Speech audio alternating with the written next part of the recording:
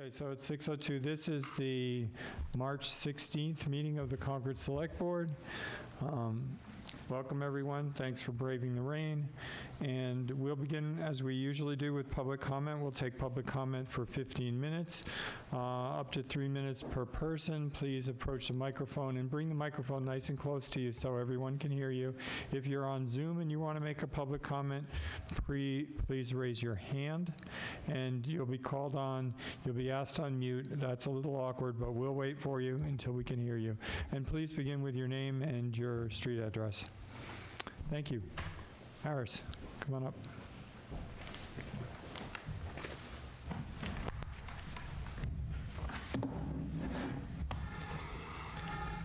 Eris Apollos, Conan Street. I'm here yet again to discuss the IRA definition, except this time I'm not here to discuss what it might do to students. I'm here to discuss what it is doing to students.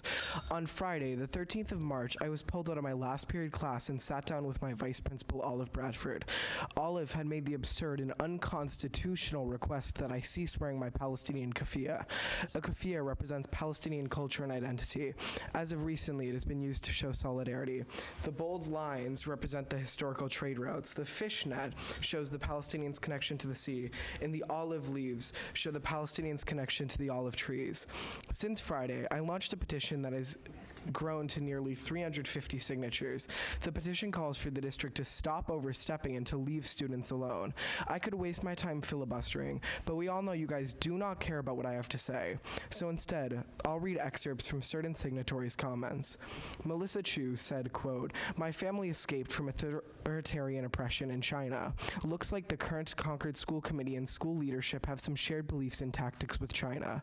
Time to elect new Concord school leaders who believe in freedom and independent thinking, not censorship and control."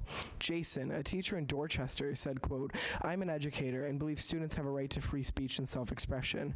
Alyssa Khan said, quote, "This is an example of anti-Palestinian racism." Zahir Husseini, a former Concord student, said, quote, "The fact that a 13 or 14-year-old student can show more awareness and compassion towards human rights than the educators responsible for shaping the next generation should be a wake-up call." Margaret Litvin said, quote, "What would Henry David Thoreau think?" And Lita Kelly, a fellow Boston organizer, said, quote, "CPS administrators support genocide. Shame on you, Concord Public Schools. Bet your ass there's going to be protests. The community and the law are on Eris's side." This request by Olive and the rest of the middle school's administration is not only disgusting, but straight up against the law. In the 1969 Supreme Court case, Tinker versus the Des Moines School District, it was ruled that students do not lose their right to free speech when the bell rings. I urge the Concord Select Board to overturn their decision to adopt the IRA definition of anti-Semitism immediately. An attack on free speech somewhere is an attack on free speech everywhere. Thank you for giving me the opportunity to speak tonight. A list of the signatures as well as a written copy of my public comment will be in your inboxes shortly. Thank you for your comment. Do we have anyone else this evening?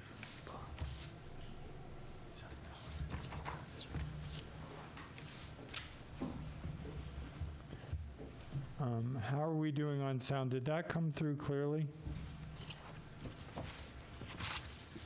I'm able to hear it, Mark, but I've got my volume way up high, so I don't know if others are struggling.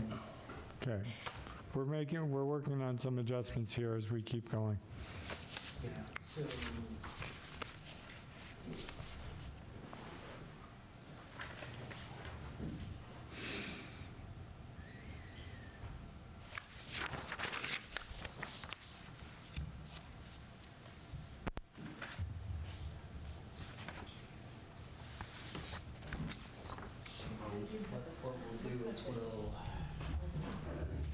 Okay. Linda. Oh, all right. Linda Escobedo. Linda Escobedo, would you like to make a comment? We're going to ask, let's see, where, I'm not seeing her.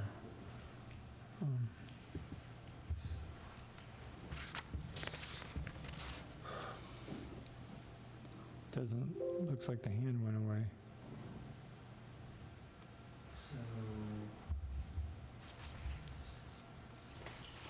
Okay. Linda, actually, well, no, it looks like it is up in the corner Yeah. on the TV screen. Okay, I'm asking you to unmute and Okay, thank you very much. It's still very difficult to hear online. Thank you. Thank you, Linda. Hang in there while we work on it, and you can give us some feedback. I'm gonna have to go mute these microphones in Zoom, and then when I come back, I'll unmute the microphone in the OWL. Okay. So we avoid the feedback loop. Great. Okay. Okay, we're about to make a change, Linda. Stick with us for a minute, and you can tell us if it sounds better.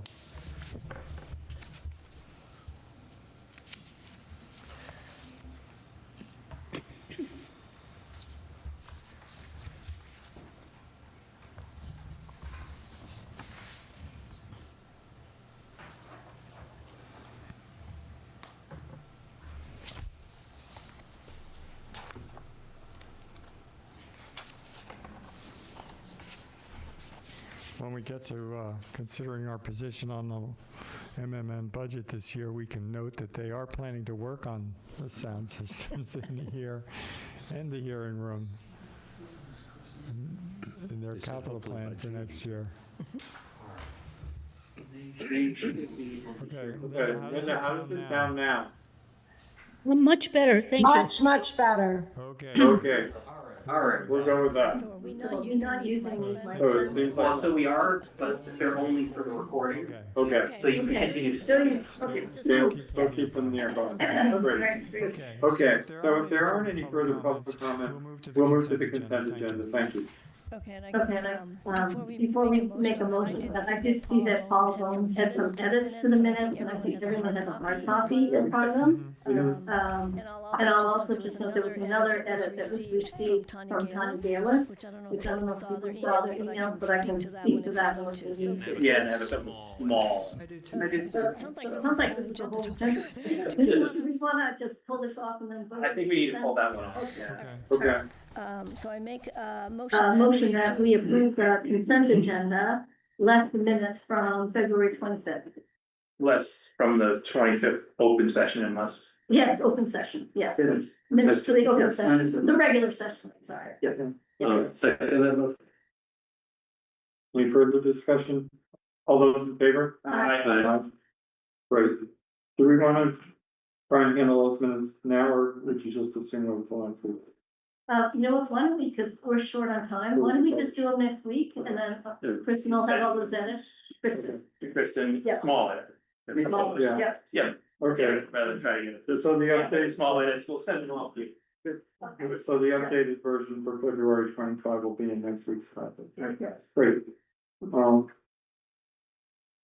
Town manager, Yes, all Appointment. right, so we have, I make a motion for to approve the town manager appointments as follows. Reappoint Andrew Kirkpatrick of 94 Sorrel Road to the Commission on Disability for a term to expire May 31st, 2029.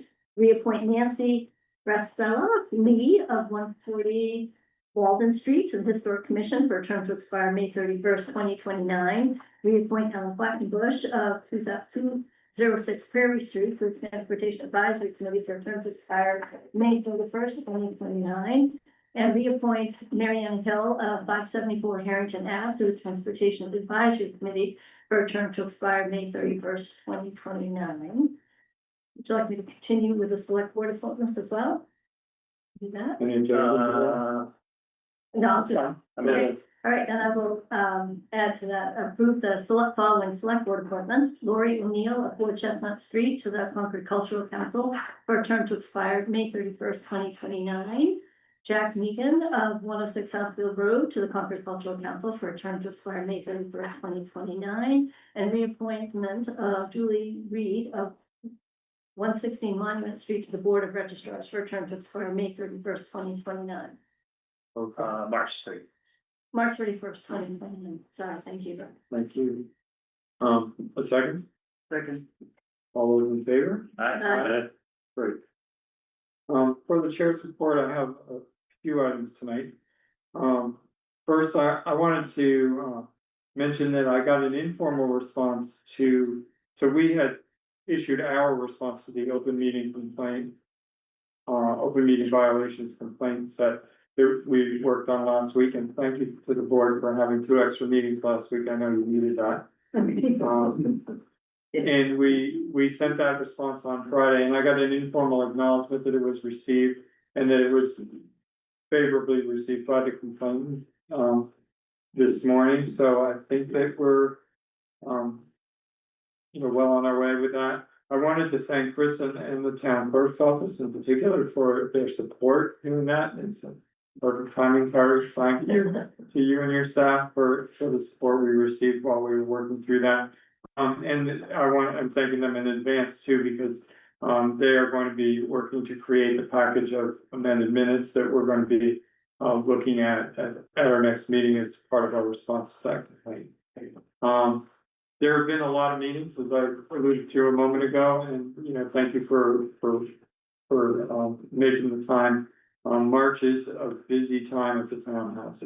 And, to that end, I added to your workload, I appreciate the board, planning to join with the school committee at the, dignity training that we're going to be doing on Thursday evening at the library. This is, part of the efforts that we're undertaking to coordinate with the school district to improve both our knowledge, understanding, and our tools for dealing with some of the complex issues of identity and bias in the community. This training is going to be also offered to the community in a series of sessions that are sponsored by the DEI Commission and the Wright Cavern in April, May, and June. And so this is an opportunity for members of the select board and the school committee to join together and meet with the facilitator, Donna Hicks, who's going to be delivering this training, and get some of those materials in advance. So thank you to the board for taking your time to do this in this busy time. Also, this is really a series of thank yous and reminders. The town election is coming up on March 31st. We're going to be talking about the voting schedule in a few minutes, but I just wanted to quickly mention that the League of Women Voters held their forum in the hearing room yesterday. It's already up on YouTube for those people that weren't able to be there, and it's a great way to meet all the candidates in an event that was well attended yesterday. And speaking of that event, I wanted to thank Wendy in particular for organizing a committee volunteer information event that we held for about an hour before that. It was an opportunity for people who are interested in serving on committees to come and speak with the liaison from the select board, and thank all of you for joining and being there and being available. I do think we, got some prospects for some of the vacancies that we have. And so that was a great idea, and thank you very much, Wendy. Yeah. We're going to be talking with some more detail about Article 12 today, but that fits into our agenda under the article warrant review. So that's pretty late in our agenda, but if that's what you are here for, I just wanted to make sure that you understood when you're gonna have an opportunity to hear more about that. And that's leading up to an opportunity that the FinCom has provided to provide some more background and information to them before they make a recommendation on that, which is what they're planning to do at their Thursday evening meeting. So that's one of the articles that they've deferred making their recommendation on, and I appreciate that, and looking forward to discussing that later with you. With that, I'll turn it over to the town. Mark, can I just ask? Thank you for all that. So there's a lot. Can I just ask one question on the meeting Thursday? Because we're meeting with us and with the school committee. Yeah. How does that work in terms of like open, is it okay. a public meeting? Is it not a public meeting? Good question. How does it work? How do we make sure it works? So It's not a public meeting. We are cross-posting it with the school committee as training, which is one of the exceptions to the open meeting law. And that's with the understanding that we're not deliberating or taking any actions in that training session. So we are really listening and learning in that context alongside of them. got it. Okay, So they're posted and we're posted. got it. Thanks. Okay. Sure, thanks for that clarification. Yeah. One of the reasons that we posted is we're gonna be meeting, at a location, and if people see the whole select board enter. Well, that's why I just wanted to make sure we just that information is out there and published, is why we're doing it and what we're doing. Okay, thank you. All right, thank you and good evening. I have some, what I think is exciting news to share with the board. A couple of meetings back, we talked about the possibility of posted dispatch services. I think at that meeting, we were able to announce that we had talked to the town of Lincoln and they were already to sign on. Last week, we had a team over with the town of Carlisle and presented to the Carlisle Board of Selectmen over there, and they have agreed to join our feasibility study effort. So, so that is very good. We feel that having 3 communities to present a grant application to the state, that we're in a much better position than if we only had 2 communities. That said, we do understand that these feasibility studies are lower priorities for the state for funding. So we do have a contingency plan. If we are not successful in obtaining that grant, we do have the opportunity to once again work with the Collins Center at UMass Boston. They actually will do this work pro bono. Sort of, I guess they get paid somehow, but it's not through a competitive process. We would prefer to work with a different vendor.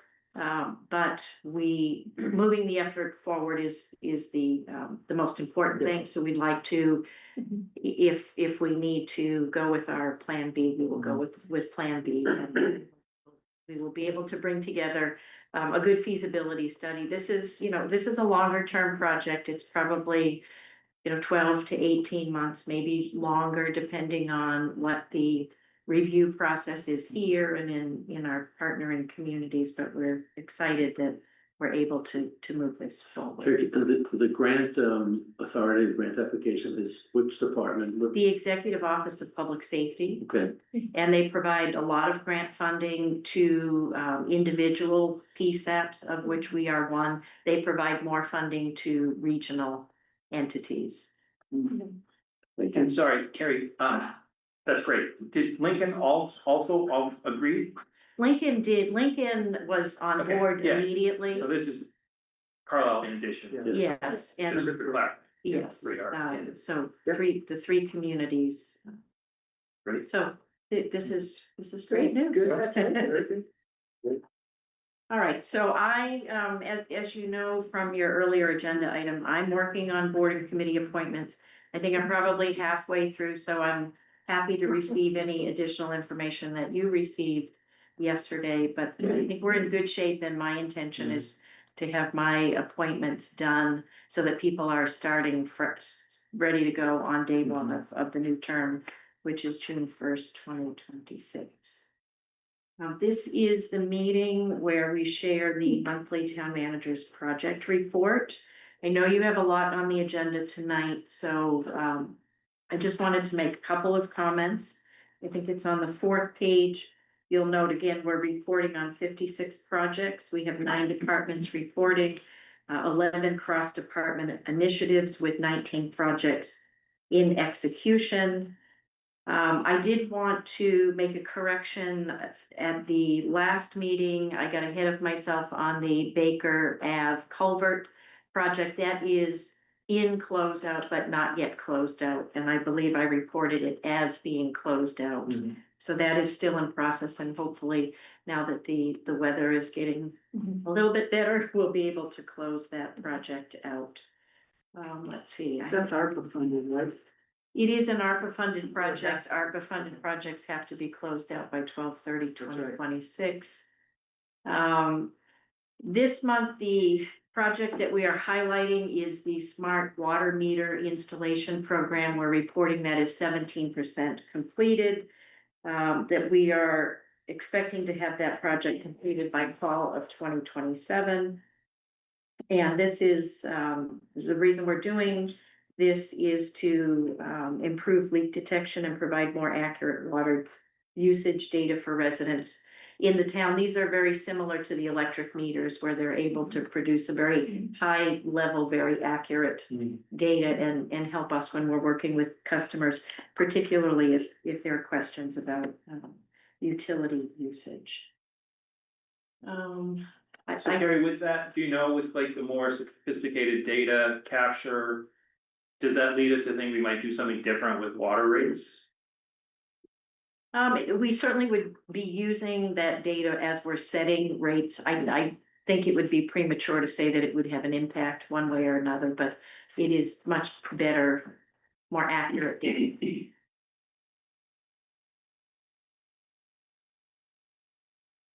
I did want to know, because this is another high visibility project for us, that we are continuing to move forward with the transition from basic life service ambulance to advanced life service, working towards a July 2026 launch. We, believe it or not, we actually had 5 openings recently in the fire department. This is unusual for us. You know, we have, it's been tough at times to keep all of the positions in the police department filled. We have not had that same problem in the fire department. We are now experiencing that, but we were able to fill all of those positions, and at least 3 of the 5 are already certified as paramedics. So we are looking, as we're replacing, to hire people that are already certified and hoping that will be a draw for future openings. So I think those were the highlights that I wanted to present. Again, I know we've got a lot on the agenda, but I'm happy to take questions. I think the other thing I will mention again is we're, and I know I've said this before, looking to do a similar report on operations. I'm hoping that we'll be able to have that ready for May, that we would be sharing that on, you know, the other meeting that you have each month. I'm looking for any feedback you might have on anything that you would like to see. Some of the things I'm thinking of are more geared toward our internal operations. I know, you know, with the audit in particular, being able to, you know, track the status of that, track the status of budget. You know, some of, I know you see statistics on building permits and that type of thing. I think we would be looking to pull some of that information in. But if there are specific things that you would be interested in, or you're hearing from the community, please reach out and let me know, because we'd like to make that information as readily available. I'd be interested to see revenue from, you know, hotels and meals tax, or revenue. What does our revenue stream look like? Yeah. Relative to the budget? Yeah. How we track that? We can do that. Very just want to mention one thing, when the public works is the pedestrian intersection safety, and indeed that's happening, but I want to. The process of the planning of the paving program with the pedestrian safety plan have actually come together as a prioritization process for those list of 170 plus projects are getting prioritized and performed as the roads are paved. So that is a evolving formal process. Yeah, and there is a meeting on, a TAP meeting on Tuesday, I think it's Tuesday, April 14th. I know it's April 14th. I think that's a Tuesday. And if you have not yet received an invitation, I would expect that you will receive an invitation. That's a meeting. If you're interested in attending another meeting that week, that might be a good one. And we'll be talking about the transportation strategy and. Right, Santa's report. Yeah, we were asked to be invited to that. Yeah, it's happening. Yeah, it is happening. So, Carrie, I didn't see on this report, any reference to the work being done at the Council on Aging, the ADA compliant entranceway, and do you know? You know, I will have to get back to you. I don't want to say, I don't want to step in it and say that's closed down. So I think that's something that we're waiting for the weather to finish out that project.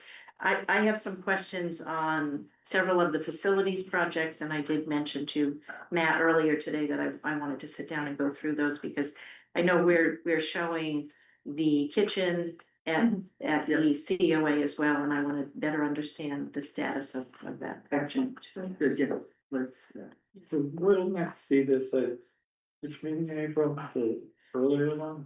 This is, The sixth, usually we're doing it at the second meeting okay. of the month. I Okay. think 13. Yeah, so it'll be early. that's a little early to know much about how advanced metering goes, maybe that's May, given it's going to actually start on April 2nd for April 2nd. The time of day. Yeah, Yes, yeah, yes. yeah. But we'll still have enough. I think of that as the actual usage of the advanced metering. Yeah, Yeah, okay, yes. so that's a good one to maybe put in the future highlights for May or June month. And some of the experience starts to roll in about that. Yeah, okay, Okay, thank you. thank you. If there's no more questions for the town manager, we'll hear from Kari. Thank you. Let's talk elections. All right, with the March 31st town election fast approaching, I'm here on behalf of the Board of Registrars to ask for the select board consideration to authorize early in-person voting for the annual town election.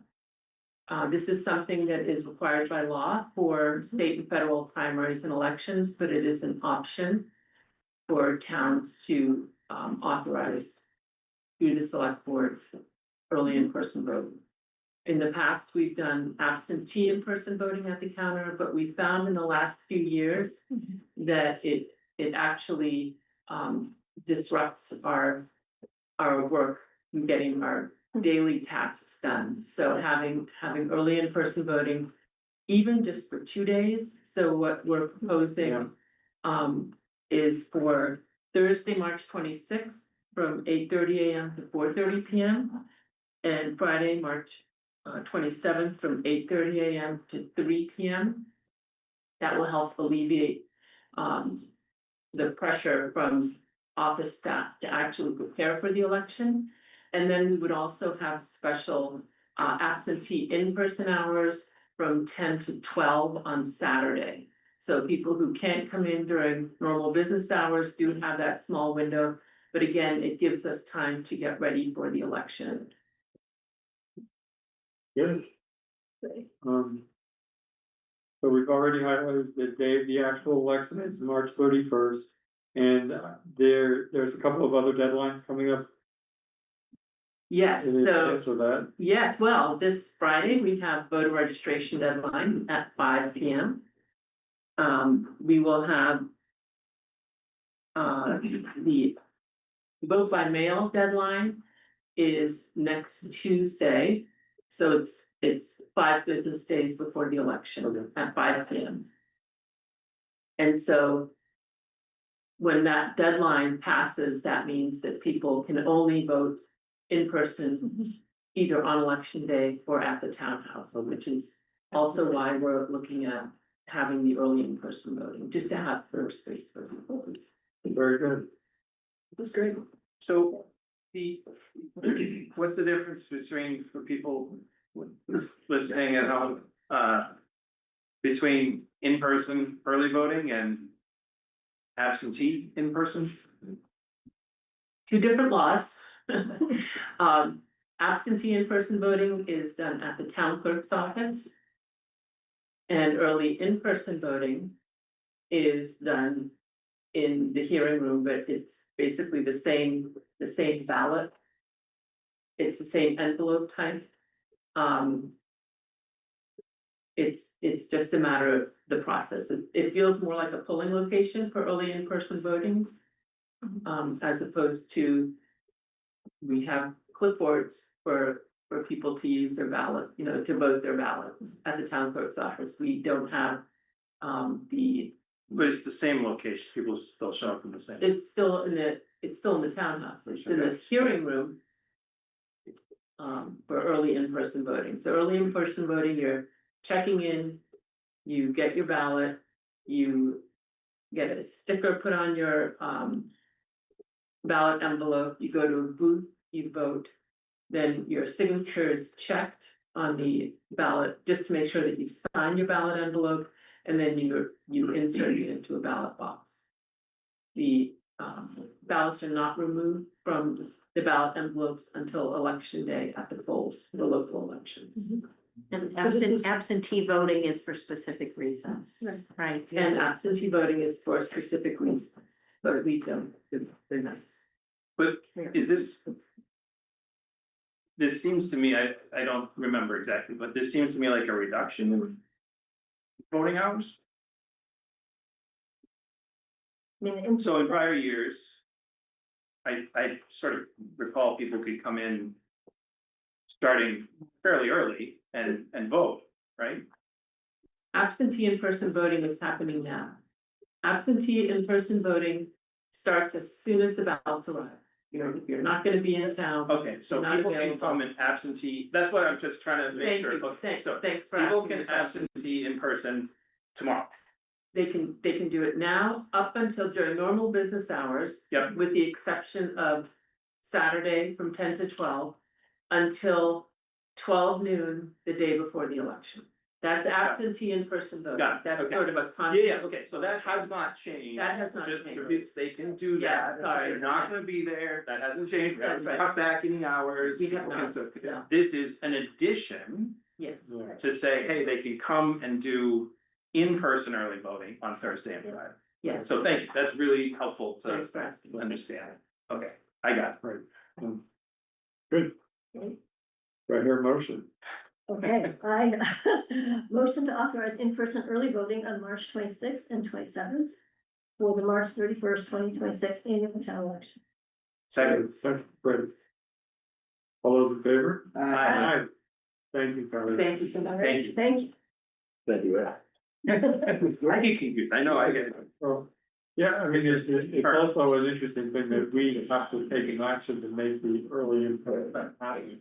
Whereas we don't actually do anything to make absentee. Right, it's just, but I didn't know that it was just hadn't changed. First floor is the second floor. Yeah. All right, I see that we have the middle school building project. So come on down. You guys rock.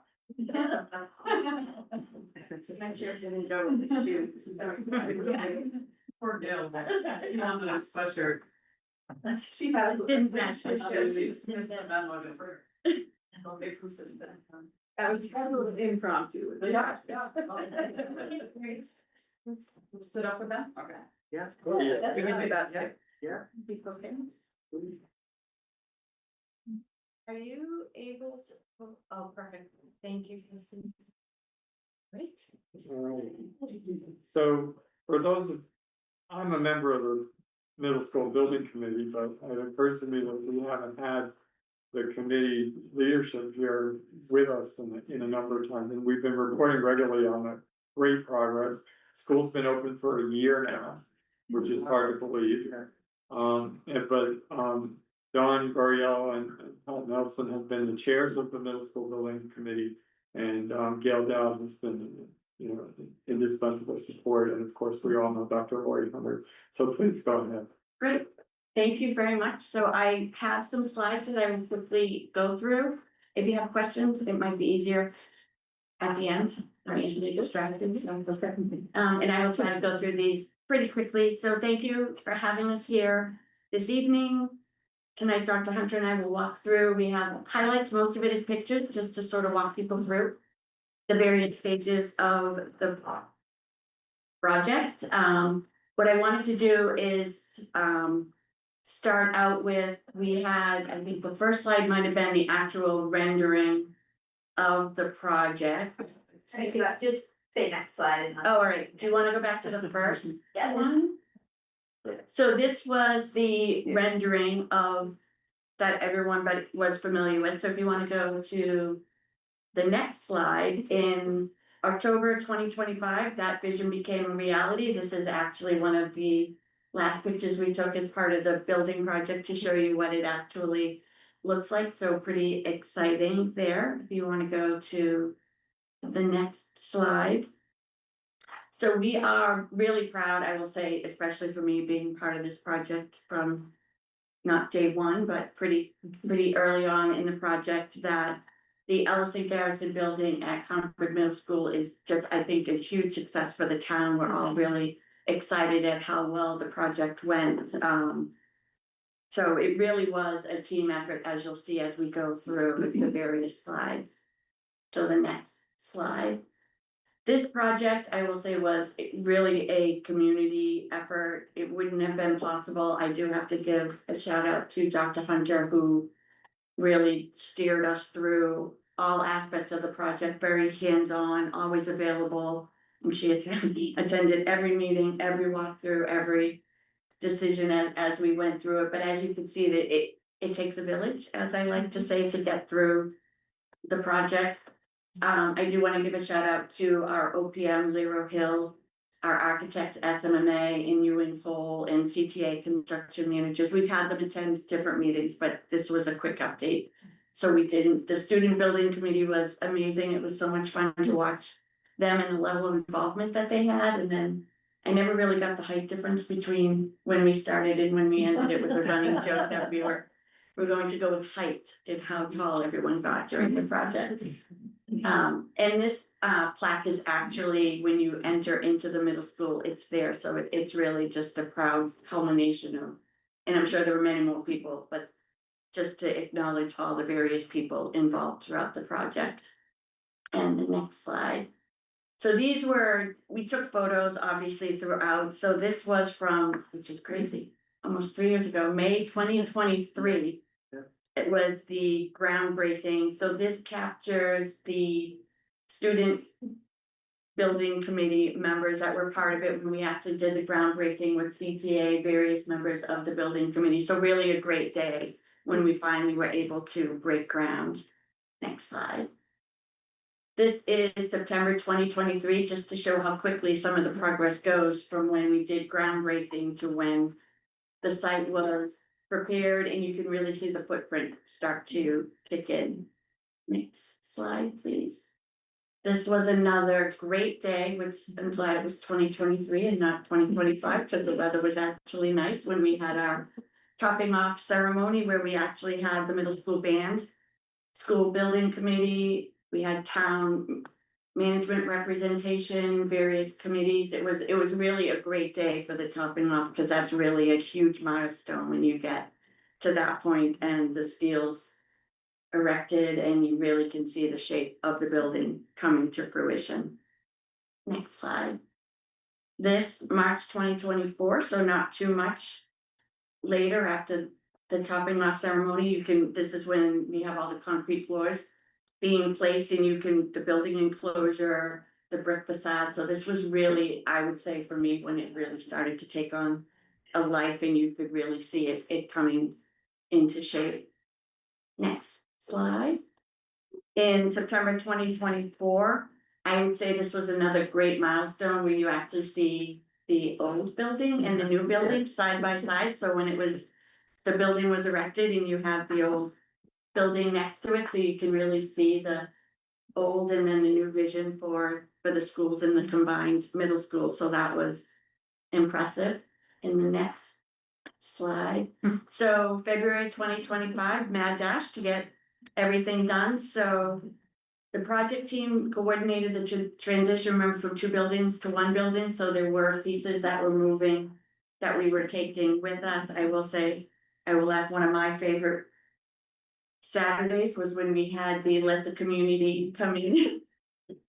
They came. I was not quite prepared for they came. If you build it, they will come, and they came. It was actually fun. It was fun to see people coming in, and I will say I did laugh. I was like, oh, I guess you really did want that memento. So it was fun again to open the both buildings. Dr. Hunter and I divided in Concord to try to control the chaos that was people coming in for the mementos, but we actually cataloged all of the furniture. I think one of the other great things was we were able to redistribute it. We were able to get it on, I'll call them barges for lack of a better term, that we were able to repurpose them into undeserved communities. So we were able to keep all of the furniture out of landfills. So I think that was also a very significant part of the project that we were able to do that. The next slide, this was another, you don't realize the complexities until you're in the middle of it. So we had the 2 libraries that we needed to catalog, combine, consolidate, and set up the new library, so that was another great moment to be able to see all of these books getting packed, cataloged, and moved into the new space. I will say probably the best day of all was the Monday after February vacation, when the students came into the building for the first time. It was crazy week ahead of time, making sure the cleaning, we had a lot of snow that year, so getting everything ready, but just to see the excitement on the students, the teachers, everybody coming into the building for the first time is when it really hit you what had been able to accomplish. Next slide. Then I found this fun. We then moved into the demolition phase of the project, where once all the students were in, we began the demolition of the building in April of 2025, and that became the footprint for the new fields that we'll see in the next. Oh, I don't want to forget because of when we did the school opening, we delayed the actual official ribbon cutting until it was a little bit warmer. So we did that in June of 2025. So you see Dr. Hunter here with the ceremonial big scissors and the ribbon, which was another really fun day that we had. Again, not wanting to do it in the February temperatures, so we did wait. And again, we had a mock-up of the plaque at that time. We had a lot of representatives from town management, from the building committee, the student committee. So it was a great day to celebrate the, quick cutting of the ribbons and then get the kids back in the building.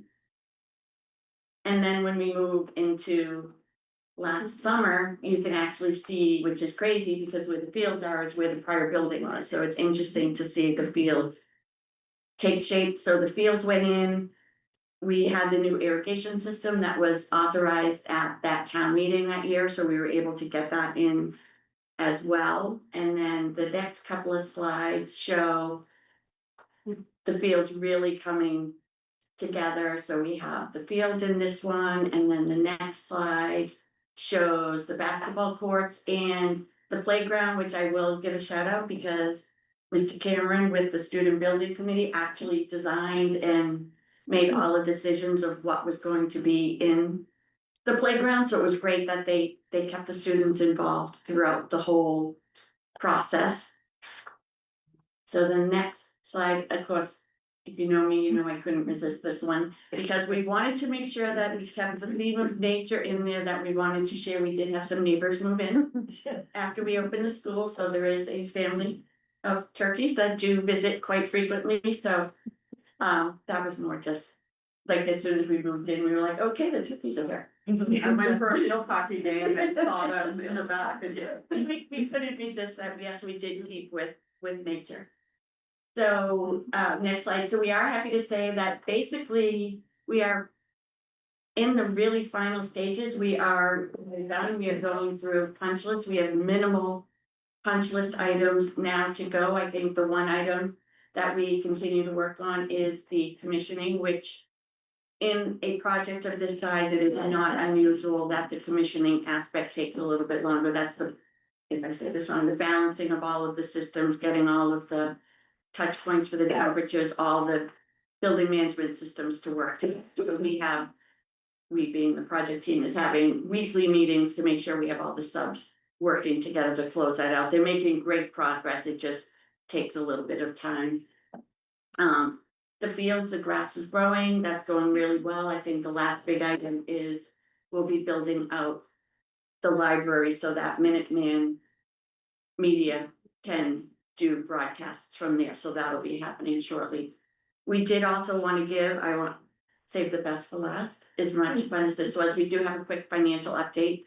We are in the process of doing all of the final closeout documentation. So we're working with Hill and CTA to make sure we have all of the change orders. We have all of our paperwork in place. We're reaching out to make sure any final change orders that we may or may not have had yet from the subcontractors and any final invoices from the professional firm. So we're in the process of getting all of that information.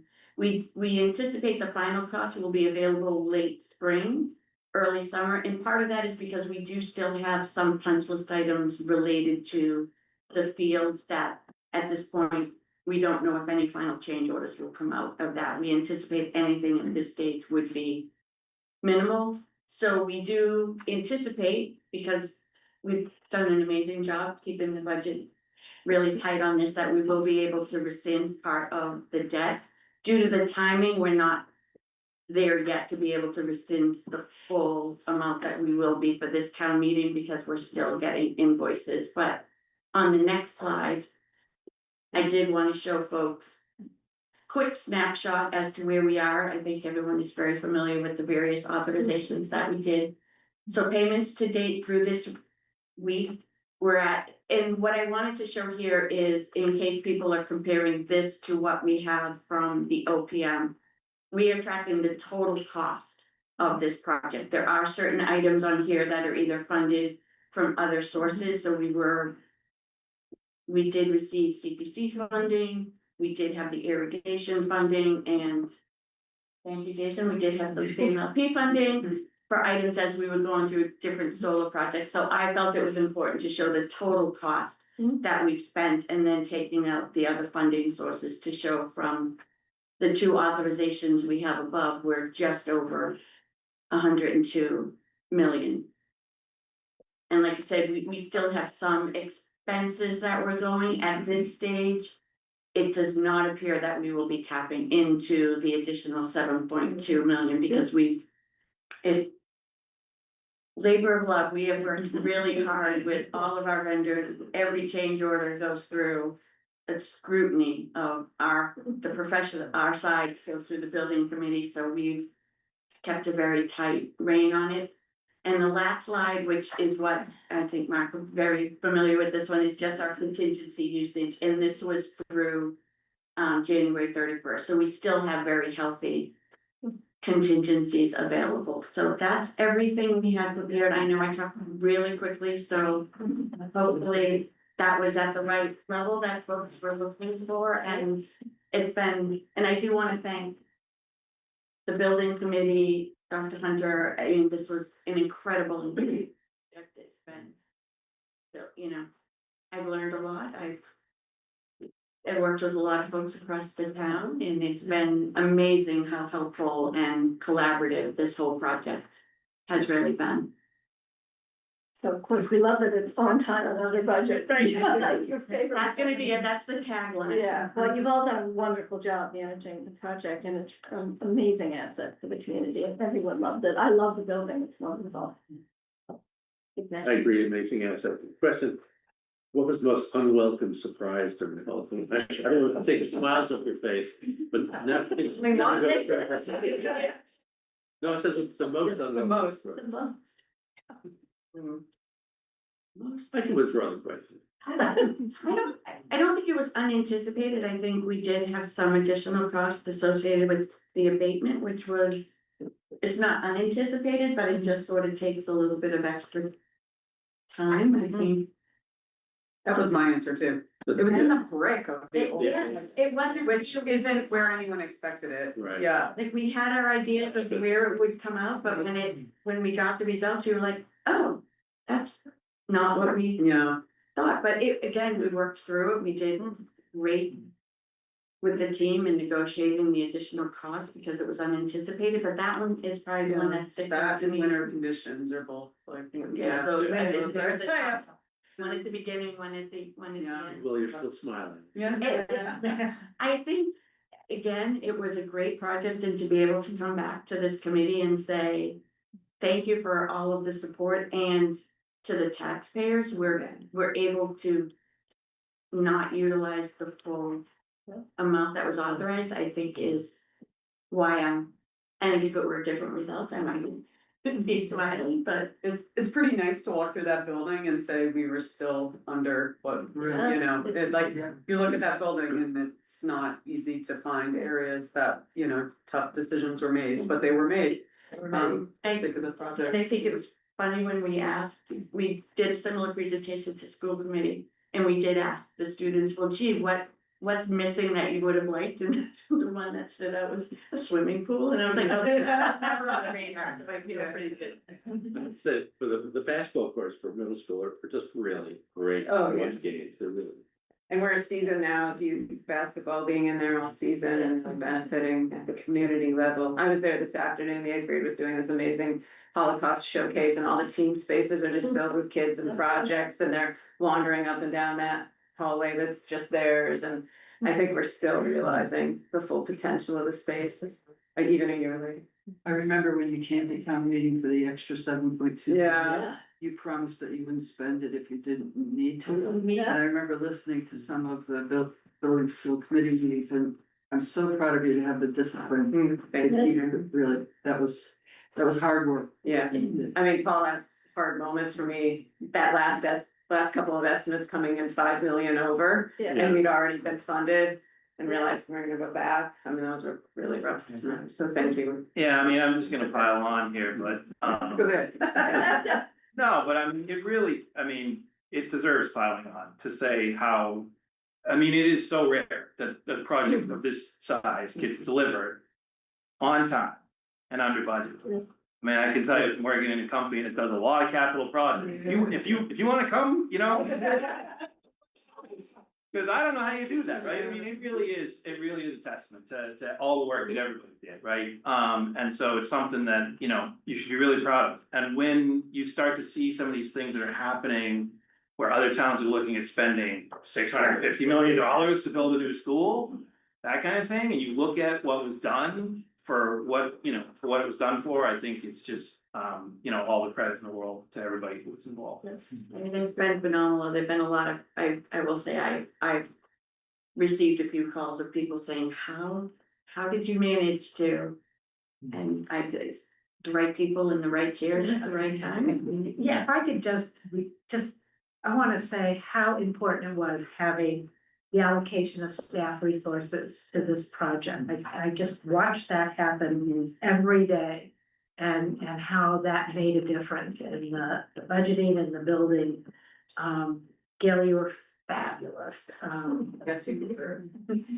And so coming onto the building committee, really on the eve of the beginning of the construction.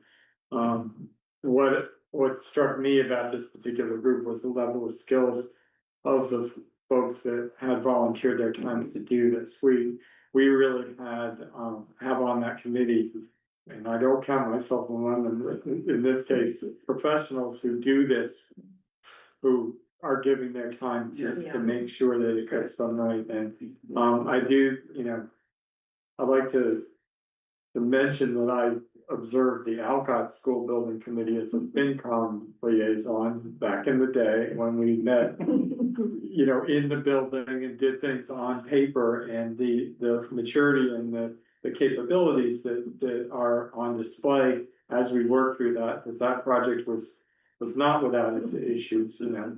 Built a school with no air conditioning, for one thing, which we rapidly learned was a bad idea. But this school, I think, really benefited from a lot of that learning. And I think that it's a good thing that it was available to the team, and a lot of people put in some good time. And I'm, you know, as we start to think about capital and facility needs. Yeah, you know, beware. It's been, but it come, give us your best practice. You're not back. Yeah. Build another. Really. And there was a lot of focus on it, as Dawn mentioned, winter conditions, and just for those people who don't know what that shorthand really means, it means that the project actually was a little bit late getting out of the gate. Because there was some extra negotiation with the general contractor, which caused a slippage of a month or two, which doesn't seem like much, except for when you're swapping, you know, a month in December for a month in August or something like that. Essentially, for work, that adds costs. It adds heating costs, it adds protecting materials, and really, you know, the idea of moving into a school in the middle of February in New England you know, Yeah. it takes some confidence to even think about. it. Pre-COVID, I said I couldn't do that. Yeah. Then COVID happened and I Yeah. said, we can do it. No. So, yeah. A lot of this was planned during COVID Yeah, too, it when, was. you know, the That's reason for right. the $7.2 million had a lot to Yeah. do with what we were looking at as inflation numbers there. And yet, even though it's been a period of relatively high inflation compared to the decade before, it did turn out to be as bad, and so that's, you know, bringing it in this tight is just very good, and so. And we appreciate it, we got the hard questions every month Yeah. at the building committee, Yes. they did not ease up. No, it was a great job, but we got the hard questions every Right. meeting, so it was. Which we knew we had to be ready for. And we passed on to those we were working. It's I'd also like to extend my thanks particularly to Dr. Hunter and to Gail Dowd, to the co-chairs as well. This wasn't an easy project. Whether it looked easy or not, it wasn't easy, and Gail and Lori know how difficult the project was. Pat and Dawn know how difficult the project was. I know you just talked about COVID. You know, the design was done through COVID, the bidding coming out of COVID. I have worked on, I don't know, 5, 6, 7 school projects in my career. It is not uncommon to have a contractor standing in your doorway on Friday looking for their pay, right? That didn't happen. Nothing like that happened. And it was a lot of work behind the scenes to make sure that those things didn't happen. But I said a few times during the process, I feel like this is the best kept secret, how well this project is running. I feel like there are probably still people in the community that don't understand that you're not even getting into the second appropriation, and that's important for people to know, because that second appropriation was very difficult on the community. And thank you for doing such a marvelous job on the project. Any further questions? So this is the first of 3 things we're gonna talk about related to the middle school, so stick around. We are gonna talk, we're gonna hear from Jason next about the status of the middle school solar, which is an additional project that literally on top of the middle school. And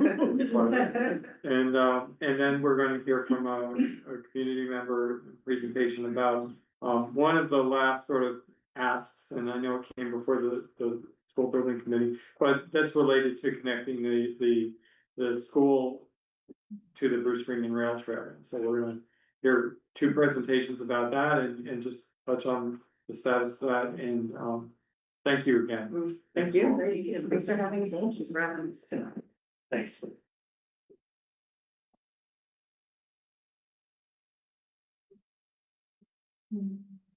All set, Jason?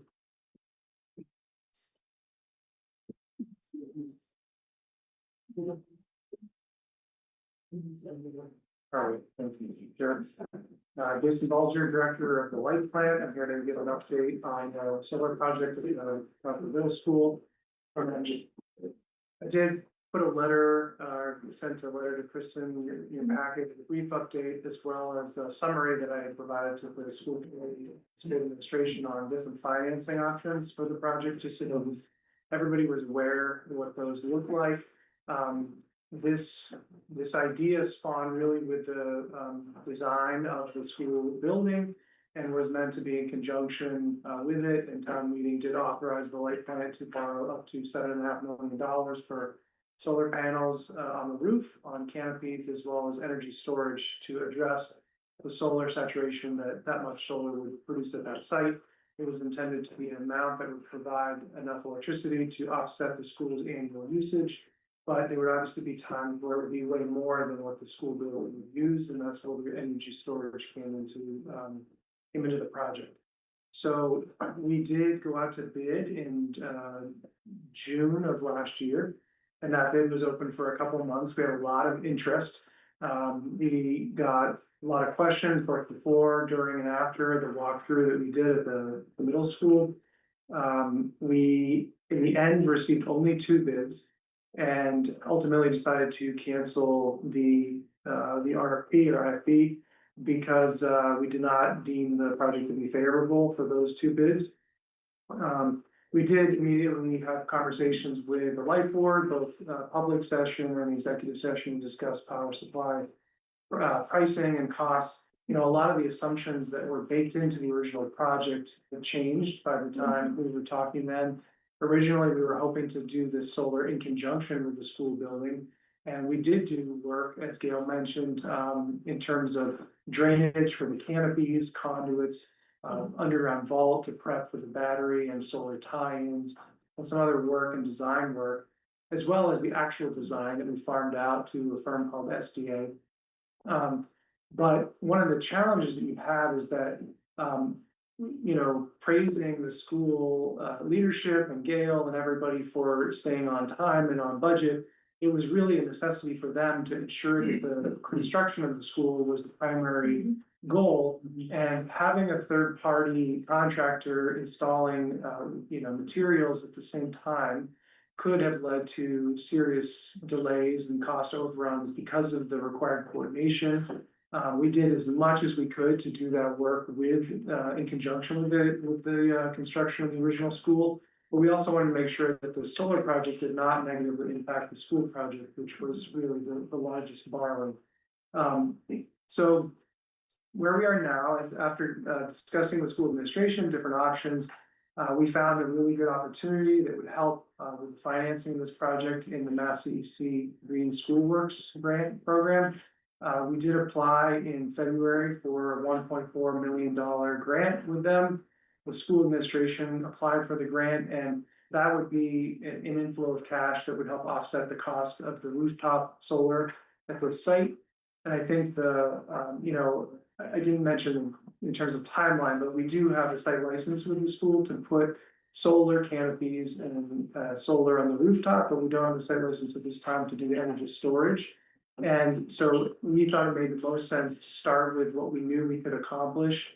And also we knew that the Green School Works grant is trying to spread money to as many, you know, potential projects as they can. And that it might be more favorable if they saw a shovel-ready project here at the rooftop that had no impediments and no prerequisites. And so we did that in conjunction with the schools, and we expect to hear more back on that. They're doing interviews now with finalists in February and March, and then they plan to make the final announcements in May.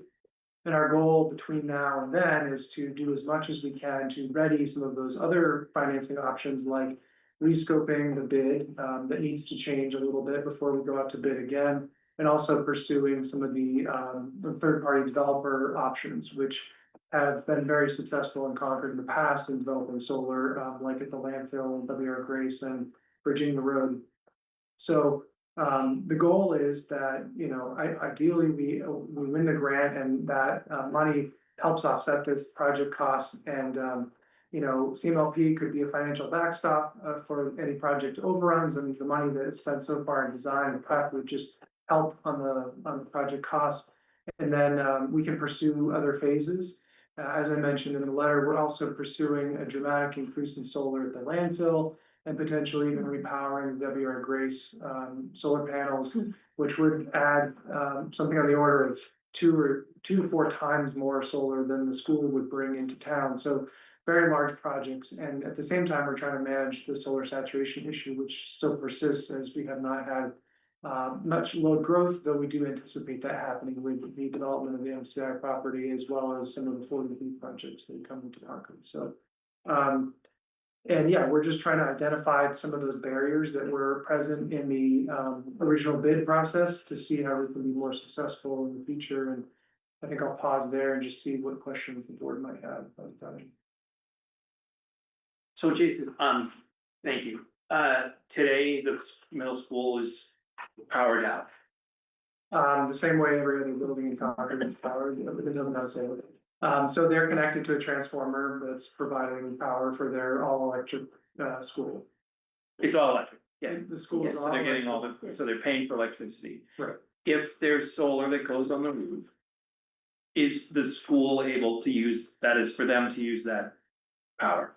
if the project is developed as envisioned at town meeting, where CMLP ratepayers paid for the solar on the roof, then CMLP ratepayers would enjoy the benefits of the solar. So the school would technically be drawing upon that power, but it would be after their meter. So in other words, when the power sees the demand, it goes there. And if it's solar, it will go right back into the school, but it will go through the meter. So they would still pay a bill for their electricity, and that solar would go to pay back the ratepayers to finance that project. Got it. Thanks, that's helpful. And do we think the solar that goes on the roof is roughly equivalent to the energy that the middle school generates, or do we think we'd be generating, more or less than what the power needs of the school itself? When the project was envisioned originally with the canopies, they didn't know how much electricity the school was gonna draw, so they had to use some very rough estimates. We now have a year of data, so those estimates were, we took what we thought they would need, and then I think they added 10 or maybe 15% when they designed the canopies. That does seem to be a lot more power than the school uses in a year. So, I would say that the rooftop alone will not provide about 100% of the energy that the school uses in a year, but it will be a lot closer to 100 than the original thought. And the other thing I'll say is that the density of the solar panels themselves has increased dramatically since the project was designed in 2022, 2023, such that the rooftop alone can generate actually 30% more power today than it could have based on the original design. So it gets us much closer to that 100% number if it's just the rooftop. This is also important because there's a pretty big difference in cost between doing solar canopies over parking lots and rooftop solar. So there's two big, like, the rooftop solar has good economics. The canopies has very different and sort of more negative economics from what I've seen. So like almost feels like, to me, from what I've seen, the rooftop is kind of like, yes, let's do it, figure out a way to do it. Well, can you describe the overall project that covers the rooftops, canopies? Yeah, I mean, you so. have a picture, but Right, so originally it was to pack in as many solar panels on the roof as possible in a racking mechanism that did not pierce the membrane of the roof. So flat roofs like that usually have a rubber coating, and racking mechanisms for solar typically use a penetrating method. So they're bolting into some structure underneath the roof, and that can obviously cause leaks down the road or other problems with roof membrane. And so the racking mechanism sought was either ballasted, where they weigh it down, or a chemical welding, where they basically adhere to the membrane itself without going through it, so it doesn't compromise the integrity of that. So that was the rooftop, and then there were basically as many canopies as they could possibly fit into that property. There's not a lot of other good sites, as you saw in the design, the fields make up the remainder of the property. Then there are other issues with water and the wellhead, and so there wasn't a lot of room. So canopies were really the only way to try to get that much solar. We actually had to get a variance from the ZBA due to the proximity to the road for some of those original canopies. And as Mark mentioned, that and Cameron mentioned, those are very costly, and that the soil there is sandy to the point where the footings were going to need to be 30 to 40 feet deep and about 48 inches to support the canopies that are there in the parking lot. And they're gonna have inverters mounted to them, they're gonna be over cars and over students, so they obviously need to be very safe and, not cause any damage to vehicles or structures. Eric, can you remind me, when this town approved the money for the middle school, there was something, they specified that they wanted this to have solar power. Can you remind me exactly what they were talking about, to cover the schools, or to give more to the town, or and my follow-on to that is, and will the rooftop satisfy that expectation that the town had when they voted? Yeah, so it's complicated. The motion at town meeting was to amend the funding for feasibility to require the design to be net zero, so that it could support solar in some capacity. There was never a requirement that it needed to generate this or offset that. If you'll remember, CMLP provides 100% non-emitting power to all of its customers here in Concord. So the school is net zero by virtue of that. And you'll see net zero buildings going up in Cambridge or Lexington and other places where they're buying solar panel in Ohio or Idaho and places, because it's a lot cheaper to develop solar out there. And they use those credits to offset, their emissions from their building, and that's how they're. So, and then, your following question was about the. Will rooftops satisfy that? Well, yeah, so as I said, it gets us a lot closer, especially with the increased density of those modules on the rooftop alone. Again, we're 100% net zero by virtue of it being an all-electric school and having 100% non-emitting power. But if you're asking if the panels on the rooftop alone will produce 100% of the school's annual electricity, I don't think so. The other thing I'll mention is that the Solar Task Force, in their recommendations, they recommended pursuing rooftop for new building construction, but not really pursuing anything other than ground mounted where we had options because of the cost for really anything else. Yeah, in the original project, I'll say, when you looked at the economics, the pitch to town meeting, to ratepayers when the borrowing was requested, included kind of an offset from the energy storage because batteries can save ratepayers money. So it was all kind of lumped in because we can buy solar power, we can develop solar power in places like the landfill. And so when you're asking ratepayers to shoulder that, it's reasonable if it's comparable to other solar that you can procure. It's a harder ask when it's a premium of 10%, 30%, 50% more than you could get elsewhere, right? So I think the battery being a challenge definitely complicates the funding and financing of the operation there. We are pursuing energy storage at the landfill, and that would be Concord's first kind of energy scale utility storage in town. We obviously have a lot of customers who have battery storage at their homes, but this would be a very large battery. It would do exactly what we're hoping to do with the solar at the middle school, which is to curtail it when the production is the highest and demand is the lowest in town, especially in those fall and spring months when, cool, sunny days. Right. Thank you.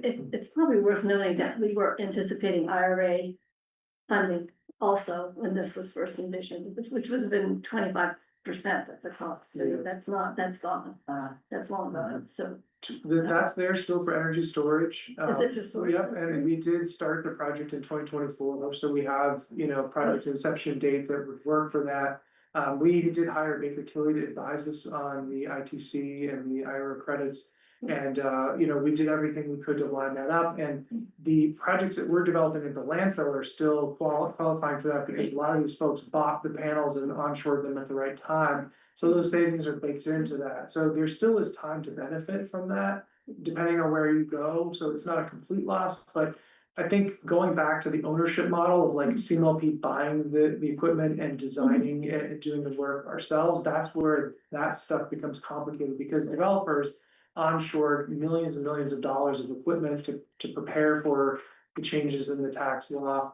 CMLP obviously can't do that, can't compete, which is why you see developers able to do things probably cheaper than municipalities, especially with procurement, restrictions. Yeah, I found the table that you produced about the 4 different sort of procurement models very useful.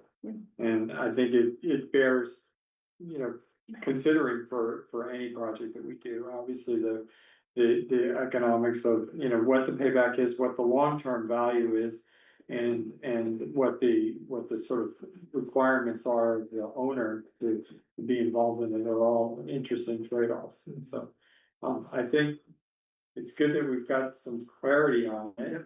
I think that, and it's also good, I think that there's, continued interest in it. The rooftop seems to me to be something that we should be pursuing and see how far that gets us. And it's a reasonable, especially given the fact that we are sort of thinking about this as a CMLP owned asset at this time, because the school doesn't have the authorization to actually own it behind the meter anyway. So the trade-off between one location and another within the CMLP territory is certainly better than outsourcing our solar panel installation to Ohio or something like that. Right, and I just want to say the lines of communication are open between school administration and CMLP staff, and the school committee is also very interested in supporting this project. And I was there a couple of weeks ago, giving them an update, and I give routine updates to the light board and let the school committee know I will give them routine updates as well. So I'll pass those along to Carrie for inclusion in the packet. We appreciate it. I think that, it's worth noting that the opportunity to avoid transmission costs by developing solar really anywhere inside of CMLP's territory is there, and that's kind of what we could be looking at here.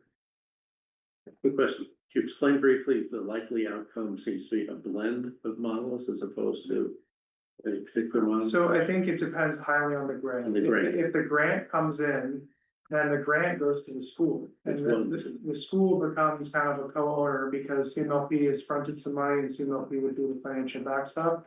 And the split for the proceeds would then follow the contributions from each party.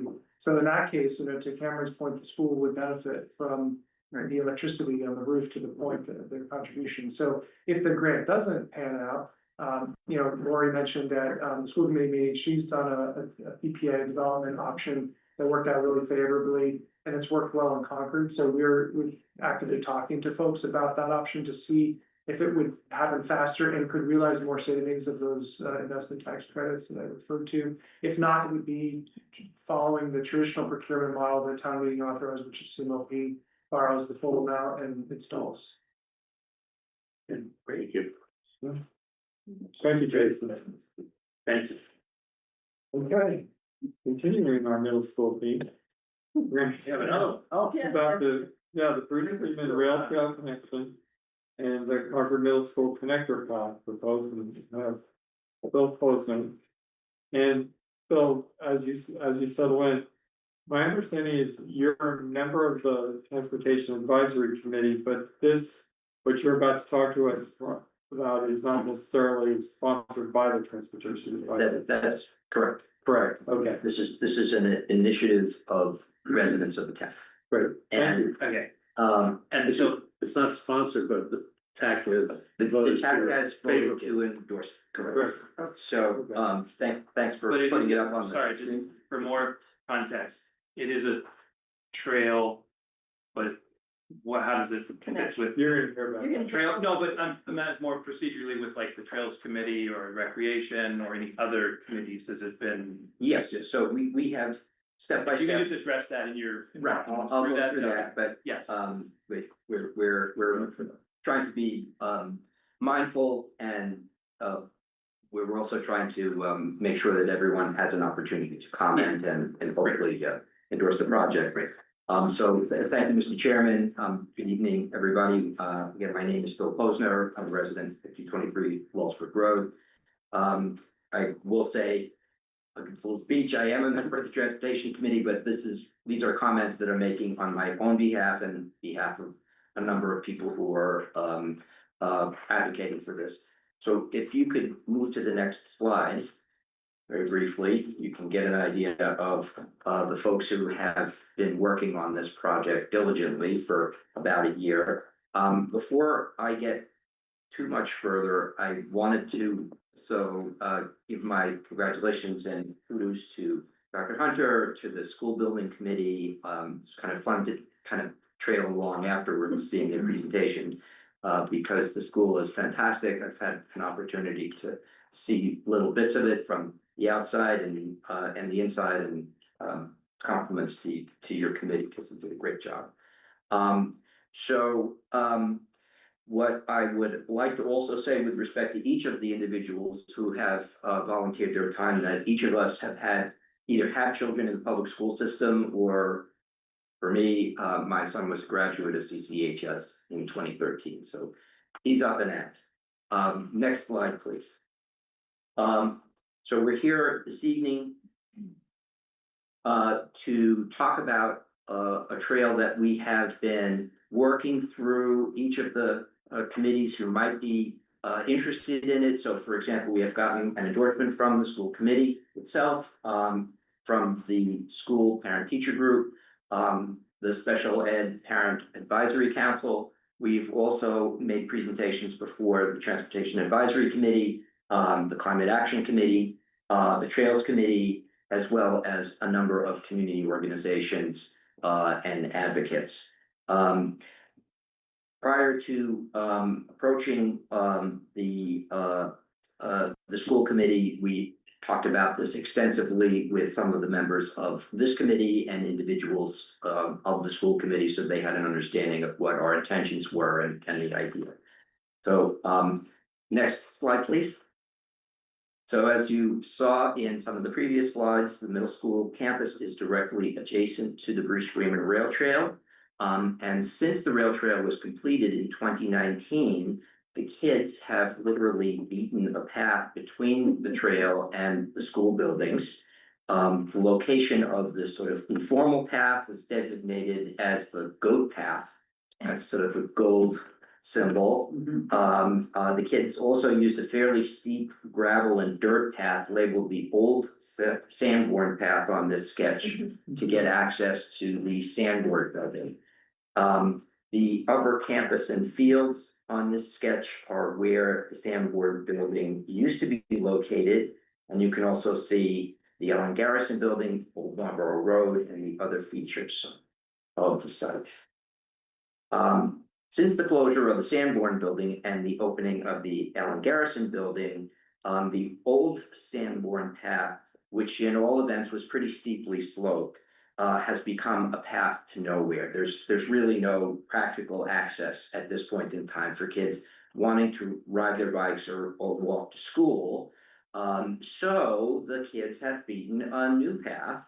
That path is sketched out in blue near the bottom of the slide. You can see that the new route, it's still informal, brings students from the playing field, which is sketched in purple, up to an area at the rear of the Garrison building, which is improved with hardscape and a gardening area. Next slide, please. So why improve the paths? Concord, through its planning and its policymaking and its pocketbook, have committed itself to a path towards sustainability. We just had a long conversation about sustainability with respect to solar panels. And I think it's fair to say that policies also promote accessibility and equity as well. Among the kids, among the ways to accomplish these policy goals is to encourage our kids to do what I imagine many of you did when you were growing up. That means walking and biking to school. It's what I did when I was a kid. It was what my son did when he went to high school.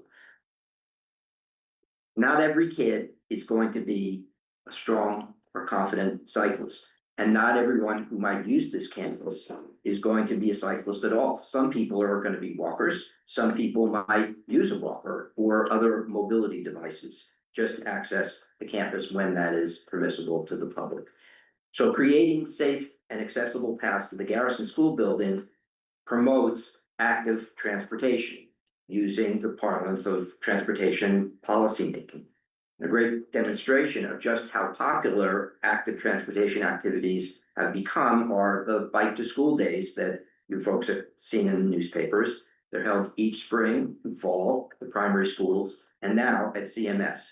Hundreds of kids participate in these activities and other MassDOT Safe Routes to School activities every year. Biking and walking trips by our students is intrinsically healthy. It's supported with money by the Commonwealth, and active transportation takes cars off the road.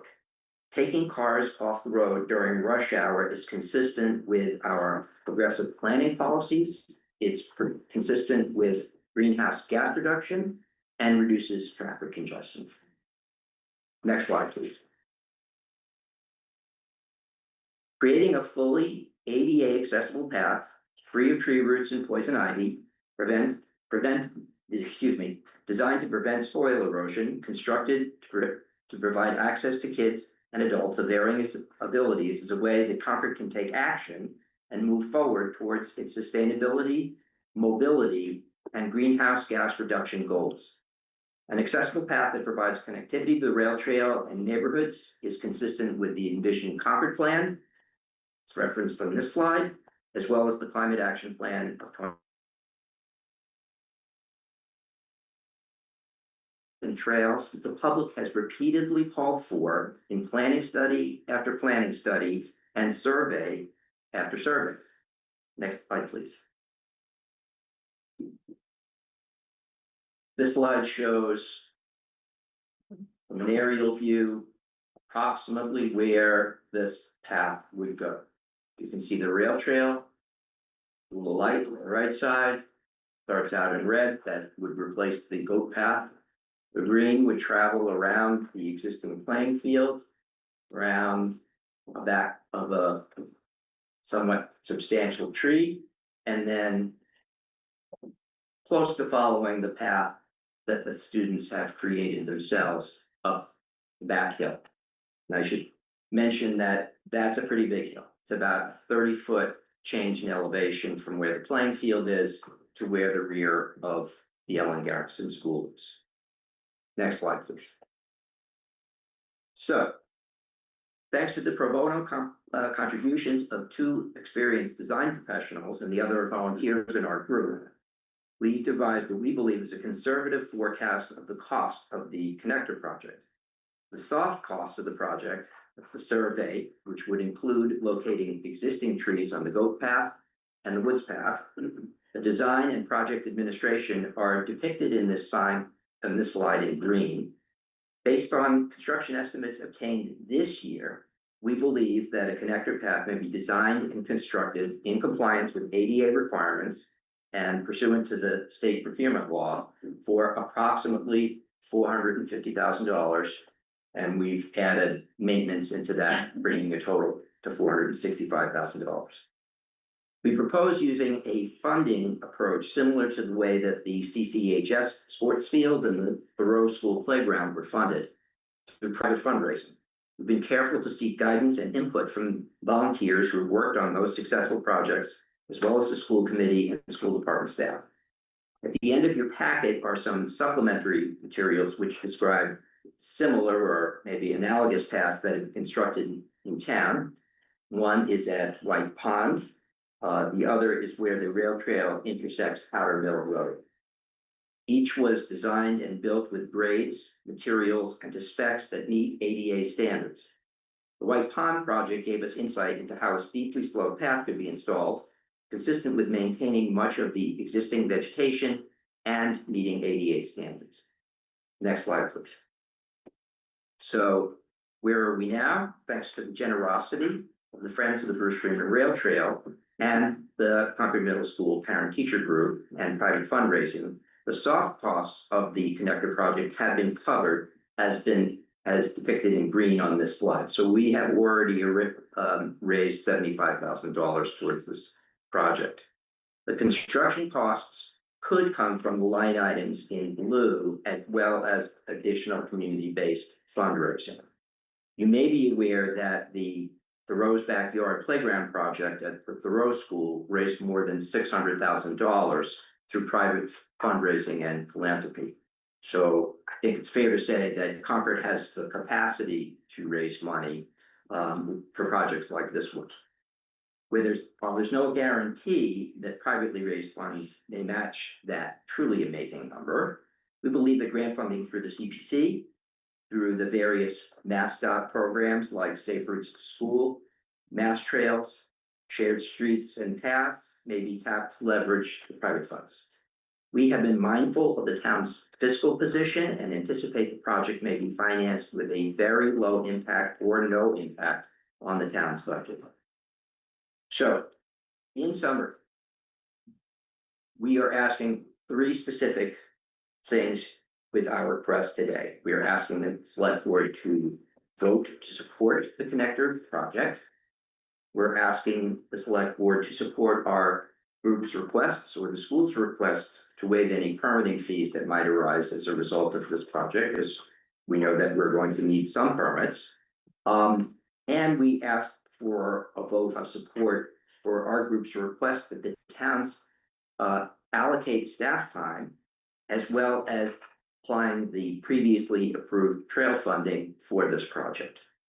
And I have some information about that if you're interested. So I want to say thank you very much for your time and interest and support. Thank you, Phil. I have 2 questions kind of right off the bat. They both have to do with the field. Down there, it's been a while since I had a middle schooler too. So, what's the current use of that field and how does mowing equipment get down there? It's my understanding that it's used as a soccer field. It had been used in the past as a baseball field. There's sort of a backstop in the corner of it. I don't think it's used for baseball, but it is used for soccer. I believe that the town's mowing equipment is still using that gravel path. But when you actually take a walk to the back of the campus, so it's actually the northern end of the campus, you'll see how steeply sloped that is. So a powered machine can get up and down it. It's not that easy for a kid. The one that was depicted in, I think it was red in your, that went to the back of the old Sanborn School. Right. That's the one I remember going down. Yeah, so it's still there, but it's basically been, as a practical matter, it's cut off because of the orientation of the school and the playing fields. And, you know, I think that's why the kids found a new way to get to school. I'm gonna look over at Dr. Hunter. It's not part of the school's programming at all to use that field? So that path, the gravel path is still there, it's still very steep, it is very hard to get to it now because the fields aren't totally grown yet, so that's adding to it. We worked with our team to get this additional space path that he's talking about, so. Yeah. Because the only outdoor space we have at that beautiful campus is that lower field Yeah. during the school day, so we ad hoc to wait for the kids to get down there for now. Okay. Thanks. Any other questions, Paul? You said you got the permitting, you're asking for permit waivers, what permits would be really required here? Certainly, a wetlands permit from the Natural Resources Commission, because we're relatively close to an area that's subject to their jurisdiction. I don't think that we're going to need a building permit because we're not talking about erecting a structure. Although I'm not a designer and I do know that it is at least possible, once a designer makes a rendering, that it could be that a wall in excess of 4 feet might be proposed. A retaining wall like that, we need a building permit. So, Have you spoke to NRC about the applicability, just what would be involved here, because it could be pretty quick. yeah, we've reached out to Delia Kay, and Delia has mentioned that, you know, she's understands the nature of the project. She thinks it's permittable, but she'd need to see a design before, you know, rendering anything. Mary? I have two questions. One is, you mentioned that this would be great for the students to use, kids to use to ride their bike and maybe walk. And you mentioned that it would also be ADA compliant. So I guess my question is, will people, residents of town other than school kids use this? Well, presumably, when the school was proposed, it was proposed as a community asset, and we've used that term tonight. Right. I'm imagining that, you know, first of all, you know, generally speaking, you don't want to have folks who are not students on the site during school hours. But there's a long summer, there are evenings when the school might be available for folks to get to a basketball game or some community event that's being held at the school.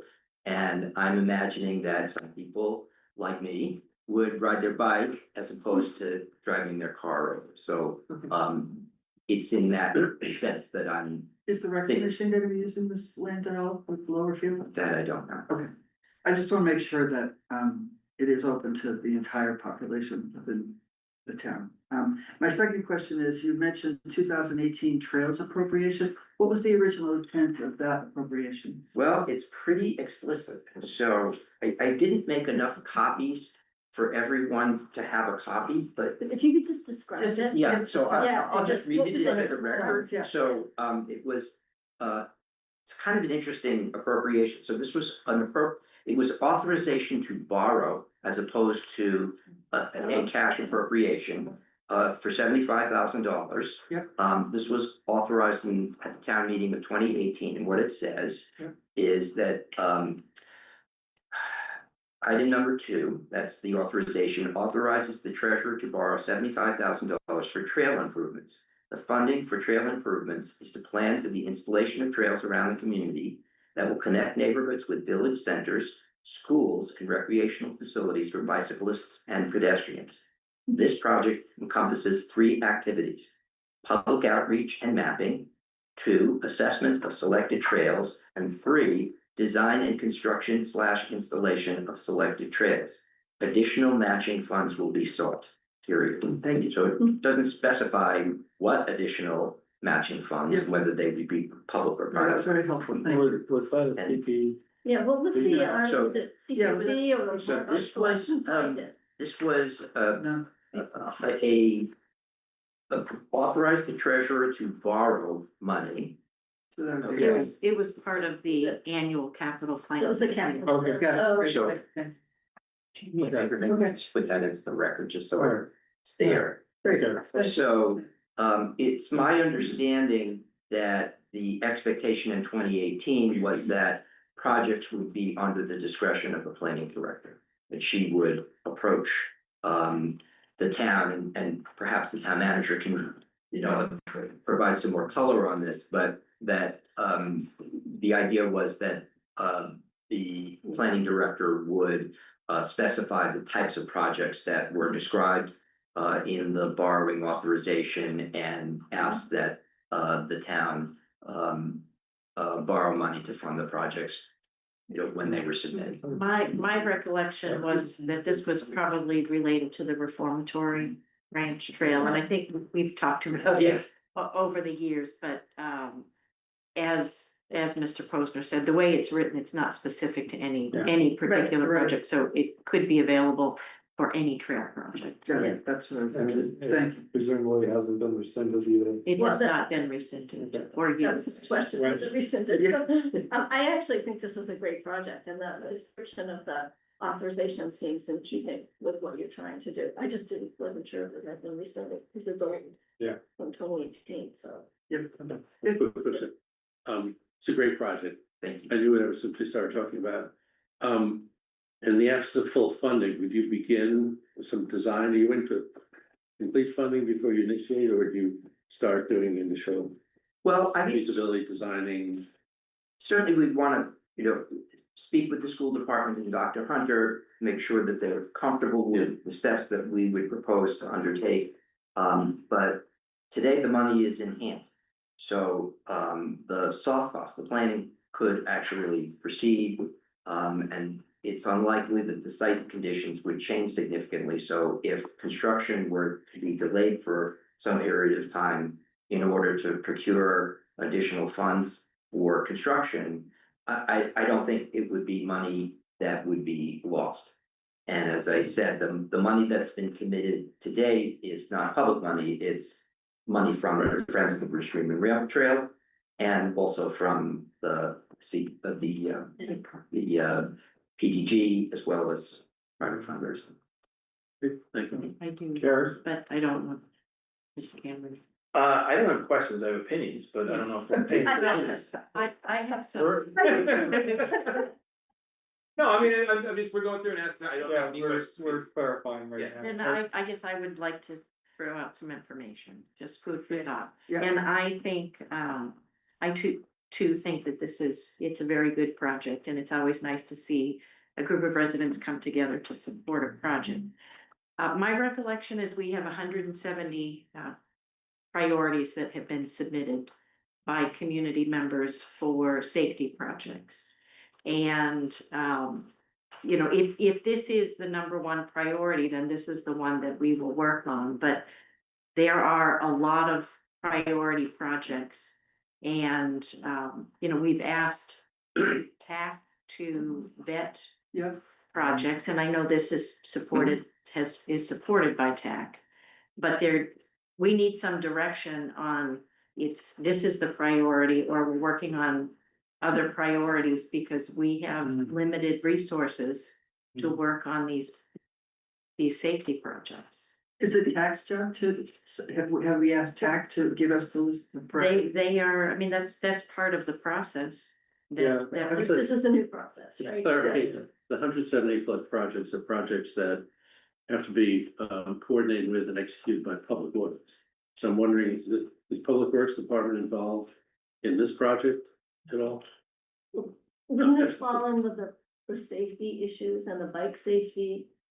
Wouldn't it fall in that list of projects that TAC is going on? Yeah. It could, but those projects are really going to be coordinated with. Yeah, but I Public guess Works. that's part of 170 that we're talking about. Well, this isn't one of the, This is not one of the. No, Correct, this is not, This is a Right. separate. Yeah, no, I know. Right. I think But it's a it's good Carrie's question. point, it's capital, Good we have a question. lot of projects, right, so.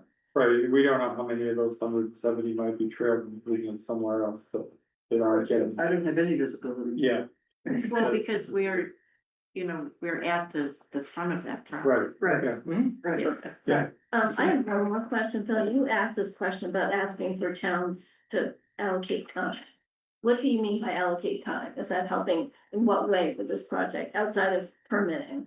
So Is there an to additional? give you some sense of the process that I've learned, being the Safer School advocate.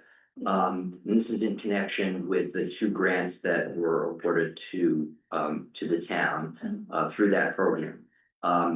Because those grants are Mass Highway Department grants, their usual modus operandi is to have either the planning department or the public works department apply online for grant money.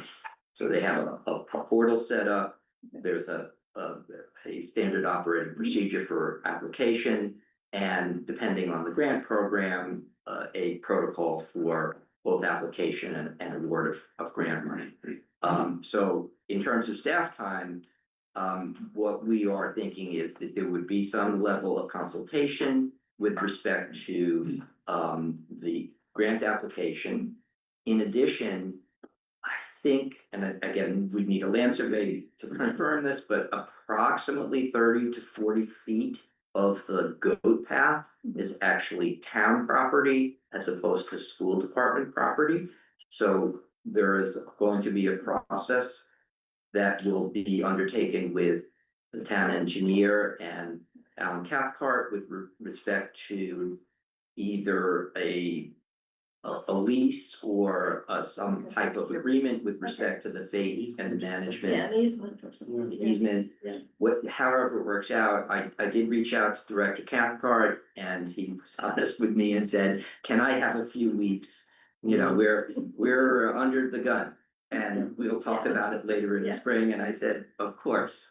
So the details of how that might work out as a practical matter are to be determined, but like many of the other committees that have reviewed this, he gave it some thought and said, I'll need details, but as a practical matter, I don't object to this. I think it's a good idea. Let's talk through it later in the spring. So. But then, so it's mostly administrative, it's not asking for engineering support. No, that would be something that would be paid for through the money that we raised or our warriors. But the only potential town funding you have on your list is the trails appropriation. That's correct. That's right. So, when you look at what that means, the money is already authorized for borrowing. I did put a call to the treasurer's office, but have not gotten a response, but back of the envelope, if $75,000 were to be borrowed, the approximate annual debt service is, according to my back of the envelope, about $6,800 a year. So, we can figure how that works in terms of the bigger municipal finance picture, of which I'm, a real advocate. Dr. Hunter? Yeah, I was just gonna add, just like the Thorough project, the school offices would work with, and I think we're ready to have this meeting, because we have the funding to put RFQs together and for the design. Without the design, they're gonna stalemate. You can't go to these other next steps without that, so I think that's what we're ready to start to help with, and just like the Thorough project. It's that public-private partnership where our offices continue to help through the administrative work too. Okay, does everybody have the information needs though? Okay, good. We had scheduled this as a presentation and discussion, so we're not gonna take a vote today. However, I do, I'll make the comment that there's an obvious appeal here. I think that, you're taking advantage of the synergies of the Bruce Freeman Rail Trail and its proximity to the new school is kind of a no-brainer from that perspective. You heard the town manager's concern, and it's a good one about where does it fit in the grand scheme of priorities, and I think that's worth doing. That said, I think pursue, you've obviously done a lot of work on it already. It looks quite credible, being familiar with what the path was for White Pond, it's not all that different. I don't think at least the go path section that you're talking about. So I think that there's ample reason to develop the idea further, and I'm sure at appropriate time the select board will weigh in. Thank you, Mr. Chairman. Thank you. Yeah, Anyone else have any more comments? to me, I just think it's something that. Isn't this exactly what the CBC type funding would be? Yeah. used for? Sure. I mean, I was just, to me, it's sort of like prepare for submitting Yeah. for CPC funds. And then if there are other ways that you can raise funds to say, hey, I maybe don't need all of it from CPC, great. Yeah. Right? And that's sort of, Right. to me, feels like the process. Yeah, it seems like a good, I certainly wouldn't put the brakes on it anyway. Paul, please help me out here. For a CPC application, though, don't you have to have a town department champion it? Yeah, that's gonna be. Yes. Okay, great, that'd be you. That might make it going a little slower than you maybe wanna go, but I mean, to me, it's just like going through that It's CPC process. pretty consistent with what's outlined here, but, Community Preservation Act application for this coming fall, which would be next year's town meeting, and sort of grant applications and see where we get to. Yeah, I will say, in the old days, when I walked to Sanborn, we would cut through the rifle range. And then go hold our nose and go by the piggery, and then maybe take a jaunt around the nuclear metals path, so, hopefully we've come a little bit away from where we were, 45 years ago. Well, hopefully you didn't get any souvenirs from nuclear men. Well, I don't know, some would say, it says a lot, so. Wow. It does. Thank you very much. Thank you so much, Phil. Thank you for being here, everyone. Okay, now we get to for the main drawing portion of our. Yeah, so what the select board is gonna do at this point is we're gonna work our way down through the entire warrant. And we're going to review, at this point, the public hearing was largely completed. And, I'm looking at, you maybe have where the FinCom thing back. Yes, I do, I was just gonna bring it up. Thank Have you. a look at those checks. Yeah, we're gonna review our positions on the article, and just a reminder, we would be voting to take a position that would be published in the town meeting briefing book.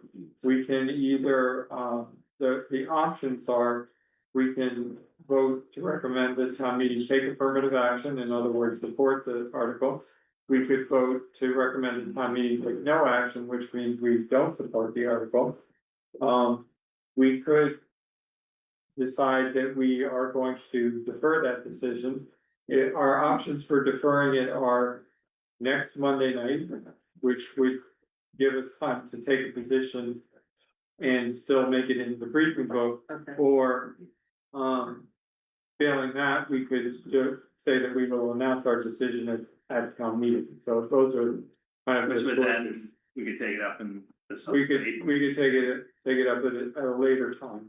Obviously, the voters are curious about where we stand on these things. The other thing we will do while we're going through this is volunteer a member to make a statement should one be needed.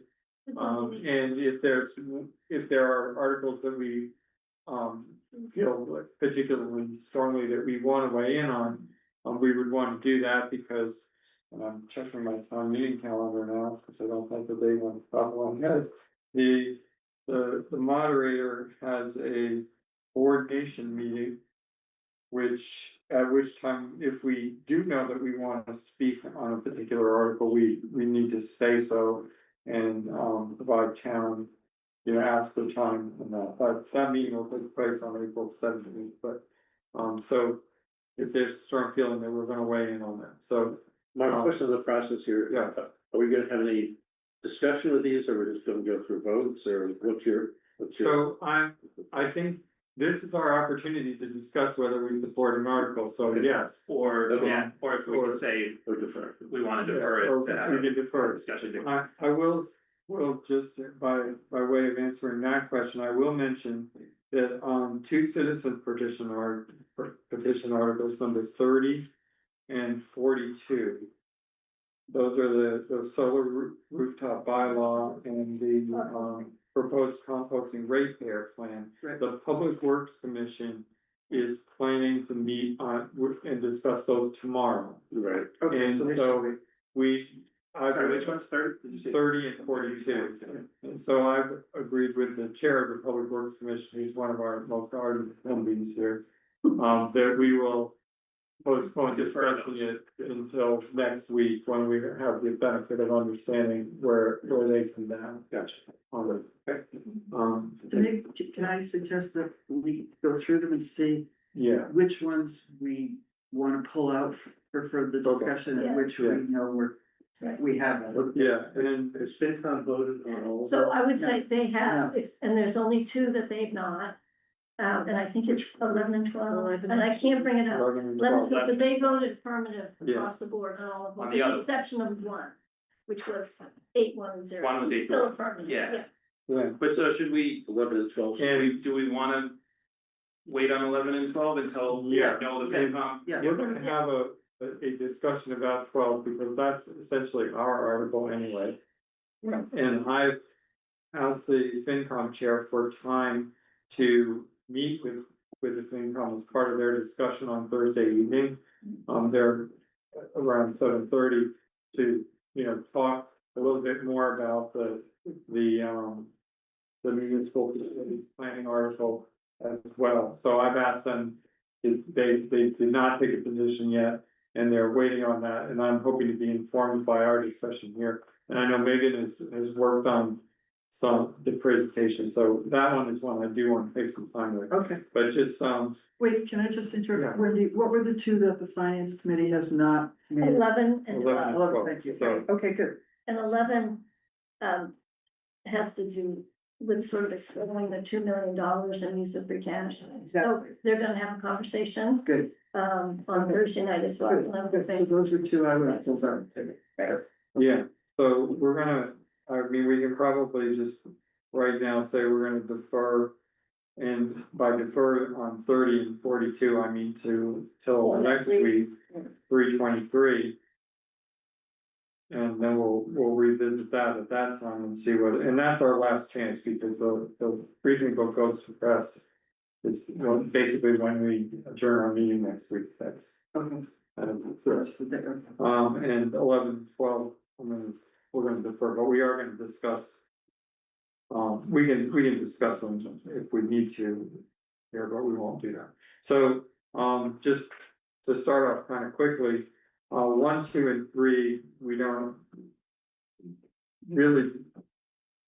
I mean, 1 and 2 are just routine, and they're either on the consent calendar or we never vote them at all, Right, but. we don't usually vote. So those would just automatically be affirmative action. Meeting procedure is routine and typically so stop me if you.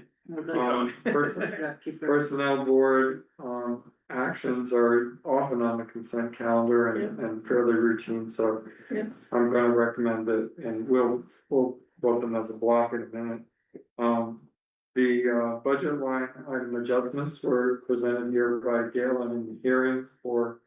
Gail, I'm sorry, Jennifer. Great, I mean, no conversation on this. Yeah. Yeah, we can keep going. And We what, can do this fast. that one's no motion, right? Okay, We One is- assume no motion we on that. assume no motion, Yeah. so we don't have to take a vote on that one. I'm sorry, Mark, can you repeat what happened? Okay, I'm on 6. So So we're good 1 through through 6. 5 are affirmative action, and 6 is no motion. Restore balances closed, so this is the one that Jennifer presented. Yeah. Yeah, About the various adjustments. I mean, I would like to have some discussion on that a little bit. Okay, Um, and the retroactive salary dispatch, Contractual. it's fine. contractual, okay. So I'm gonna take us up to 10 and then we're gonna circle back and then take the next one. The grant fund balance, Yeah, just a quick discussion, I think. okay. So we're gonna do an explanation of that one. And the town budget. Article 10. Okay. Yeah. Okay, all right, so I would welcome a motion to recommend that the select board take affirmative action on articles 1 through 5. 8 and 10.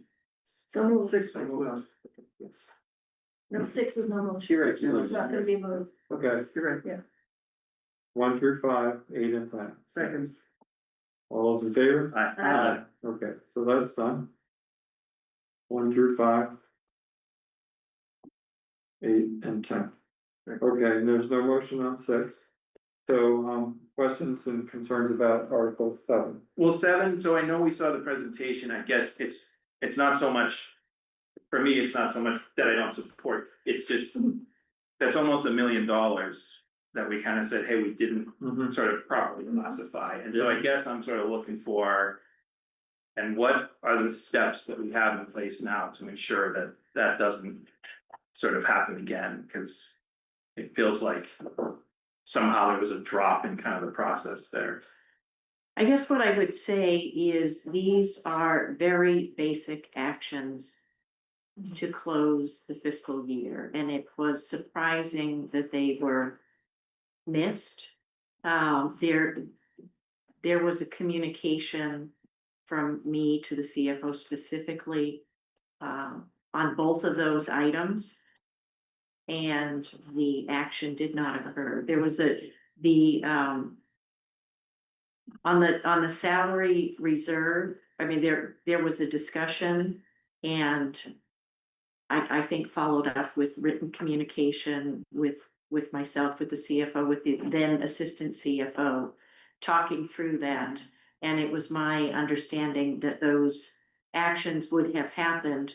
When it was learned that they weren't happened, didn't happen. I actually had a conversation with our auditor about whether or not it was worth going back through the free cash certification process. Okay, And I think so, if the yeah, it was audit, identified. yeah, I think if the audit timetable was more timely, we might have just taken the step to do that, because it was really just a mistake. Yeah. And but we were just the timetable was just too far removed from the close of the fiscal year. So I make a motion that we recommend affirmative action on Article 7. Second. Any further questions? All those in favor? Aye. Okay, number 9, grant fund balance deficit. Yeah, I guess it's just kind of the same question, like, so there was $700,000. Is it, we thought we were gonna. How is it we thought we were gonna get the money and we didn't? So, Yeah. so it's just something like that, that's all, it's just sort of understanding. So during the pandemic, we were eligible for multiple grants, multiple reimbursements through 2 basic programs, through the CARES program and through FEMA. And as the CFO mentioned, there was a lot of guidance and a lot of changing guidance, things moving around, things that we thought would be eligible for one program versus another. You know, at the end, there were essentially public safety expenses that we expect to have reimbursed through FEMA. We did not. The CFO mentioned during the presentation, and she showed that historical free cash, and I think we're going to put something in the briefing book, because I think that's helpful. You can see that in those years, the return of unspent budget was significant. Had we known, you know, at the end of the fiscal year that those expenses wouldn't be reimbursed, we would have moved them back to budget versus closing unspent budget to free cash, but it wasn't known at that time. Jerry, is this the article where ARPA funding was also part of the conversation, where we thought there would be some ARPA funding, but there wasn't, so now we're asking for? No, not ARPA. I think you might have asked that question. It wasn't ARPA funding. It was whether it was going to be reimbursed through CARES or through FEMA. And I think you had asked the question about whether or not could we reprogram some of our ARPA. Right. And I guess I would recommend against that because I really don't think that we have an open category that relates to this type of expenses. So I think it would be hard at this date for us to move some of our ARPA grant into this. Fair enough, thank you. Okay, do I get a motion? Move to recommend affirmative action on Article 9. Second. All those in favor? Aye. Okay, I'm gonna pause this here for a second and double back. If there is a need to comment on meeting procedure, I'm gonna ask Wendy to do that since she's been covering the finance committee. I will cover the personnel board since that's my liaison assignment. For this last 4 that we've talked about, the various adjustments with free cash, is there a select board member that would want to talk to those, should we need to provide some sort of explainer? I mean, I'm happy to, I don't think the odds that we'll need to explain are high. Yeah, but I haven't put my name down, yes, if it comes up. Yeah, I mean, this is most likely in response to, let's call it, persistent questioning. Or Right, something right. from the- I'm just saying it's not what we're actively seeking to make. No, we're not. It's like more of a fall. This is who's prepared to say something. Are you gonna be able to do this convincingly, because you have your own doubts? I got an explanation. I got the explanation. It makes complete sense to do these things as we have put it in the, our fully support. That makes it the best qualified. So just to circle, so Cameron is on all the school items. No. 6 or 9. Just, 7 through, 6. 7. 7 Because and 9. 6 is 7, 8, the 9. vote. No. 10, 7 through 10, I don't know. 6 is not gonna be. No, that's it. 6 is 7, 8, 9. 7, 8, 7, 8, 9. 7, 8. Okay, town budget. We've already voted affirmative action on that. I will be happy to speak to the town budget unless somebody else is going to do it. Good. Okay, I'm already being lined up for the capital one. yes, It might be part of that presentation, so. so Okay. that'll be when, so we're not gonna decide about that until after. Yeah. Okay, Yeah. so, Mark, this is the Sorry. first time through with this, I'm not sure if Wendy's like picking up, but I have it up on screen. Oh, good. Oh, if we could Yep. get like clear, so No, I wasn't. I can record this. okay, so 1 and 2, there's no need for a person, Okay. basically. 3 would be Wendy, 4 and 5 are Mark. And 6, there's no need because it's not gonna be moved. Or expected. And 10 is Mark. And 10 is Mark. Okay. Good. All right, And 11 and 12 are not doing. Great. 11 and 12 we're not doing at the moment, although, You can put me down on 11 because I think. yeah, that's gonna be Wendy, and we're gonna review the updated version of the presentation whenever Megan's ready. Okay. And, Yeah, appreciate that. up for Article 12. You're gonna do that now? Yeah, I think so we'll take a little bit of a break from this and talk about Article 12. Unless you want, do you want to do more? Okay, all right. Okay, all right, so that's really good. We're gonna put Article 12 till we, Yeah, let's okay. keep going. So we're gonna skip Article 12 for a moment, come back to it. The school budget. The public schools operating budget, capital budget, regional school budget, special education reserve fund, well, do you want to call out if you have any? Yeah, I can fill that out. Okay. Yeah. All right, we'll discuss that one. So far, I'm saying that we're likely to vote affirmative action on 13, 14, 15. We're gonna discuss 16. The Minuteman Regional would be an affirmative action. The middle school stabilization fund. Yes. Also affirmative action. And then we'll pause there for a minute, so we'll do this block of school ones. Okay.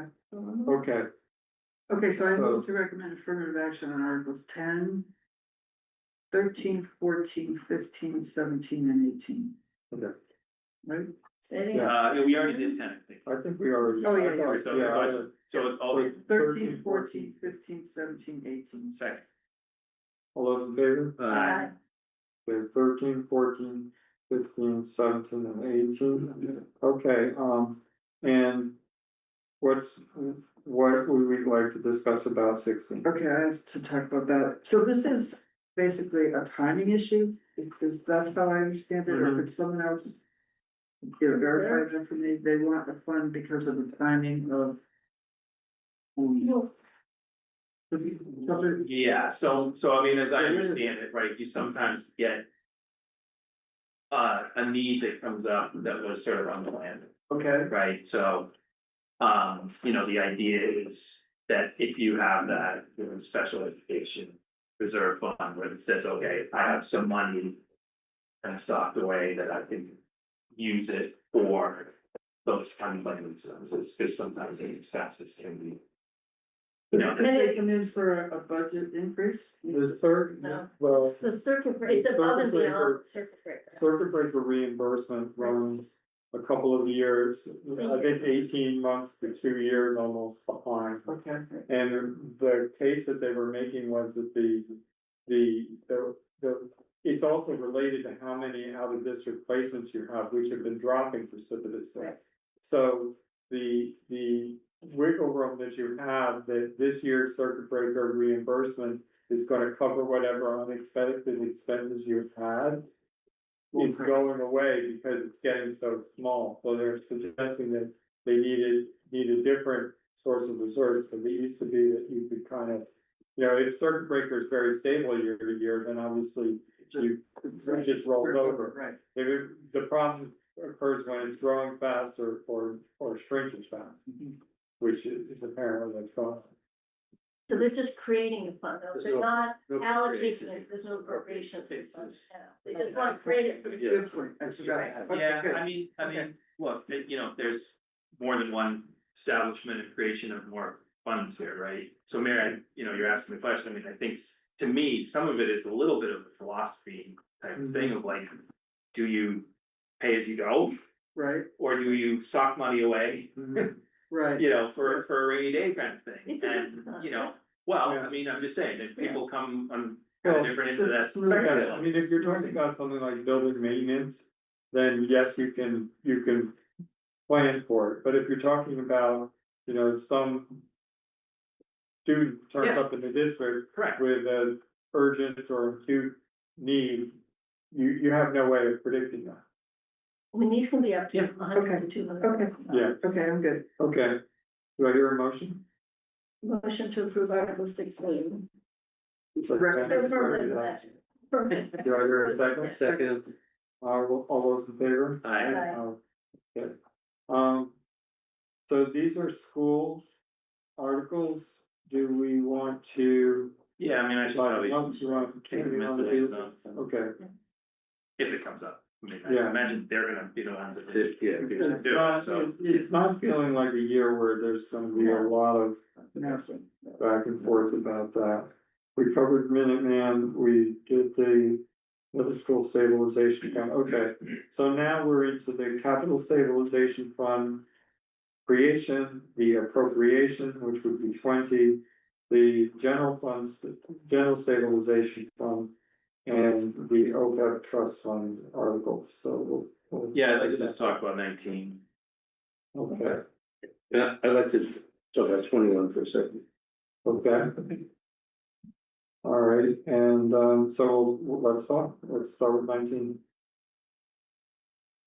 So, go ahead. I'm just gonna say, so this is a recommendation from the financial policy worker that recognize that we have a lot of capital projects come in, and that if we had availability of funds, that we ought to establish a capital stabilization fund, and the idea being it's a fund that could fund anything that's on our capital improvement plan, which right now, we've got for this year is different, but thinking forward, these larger projects, and so.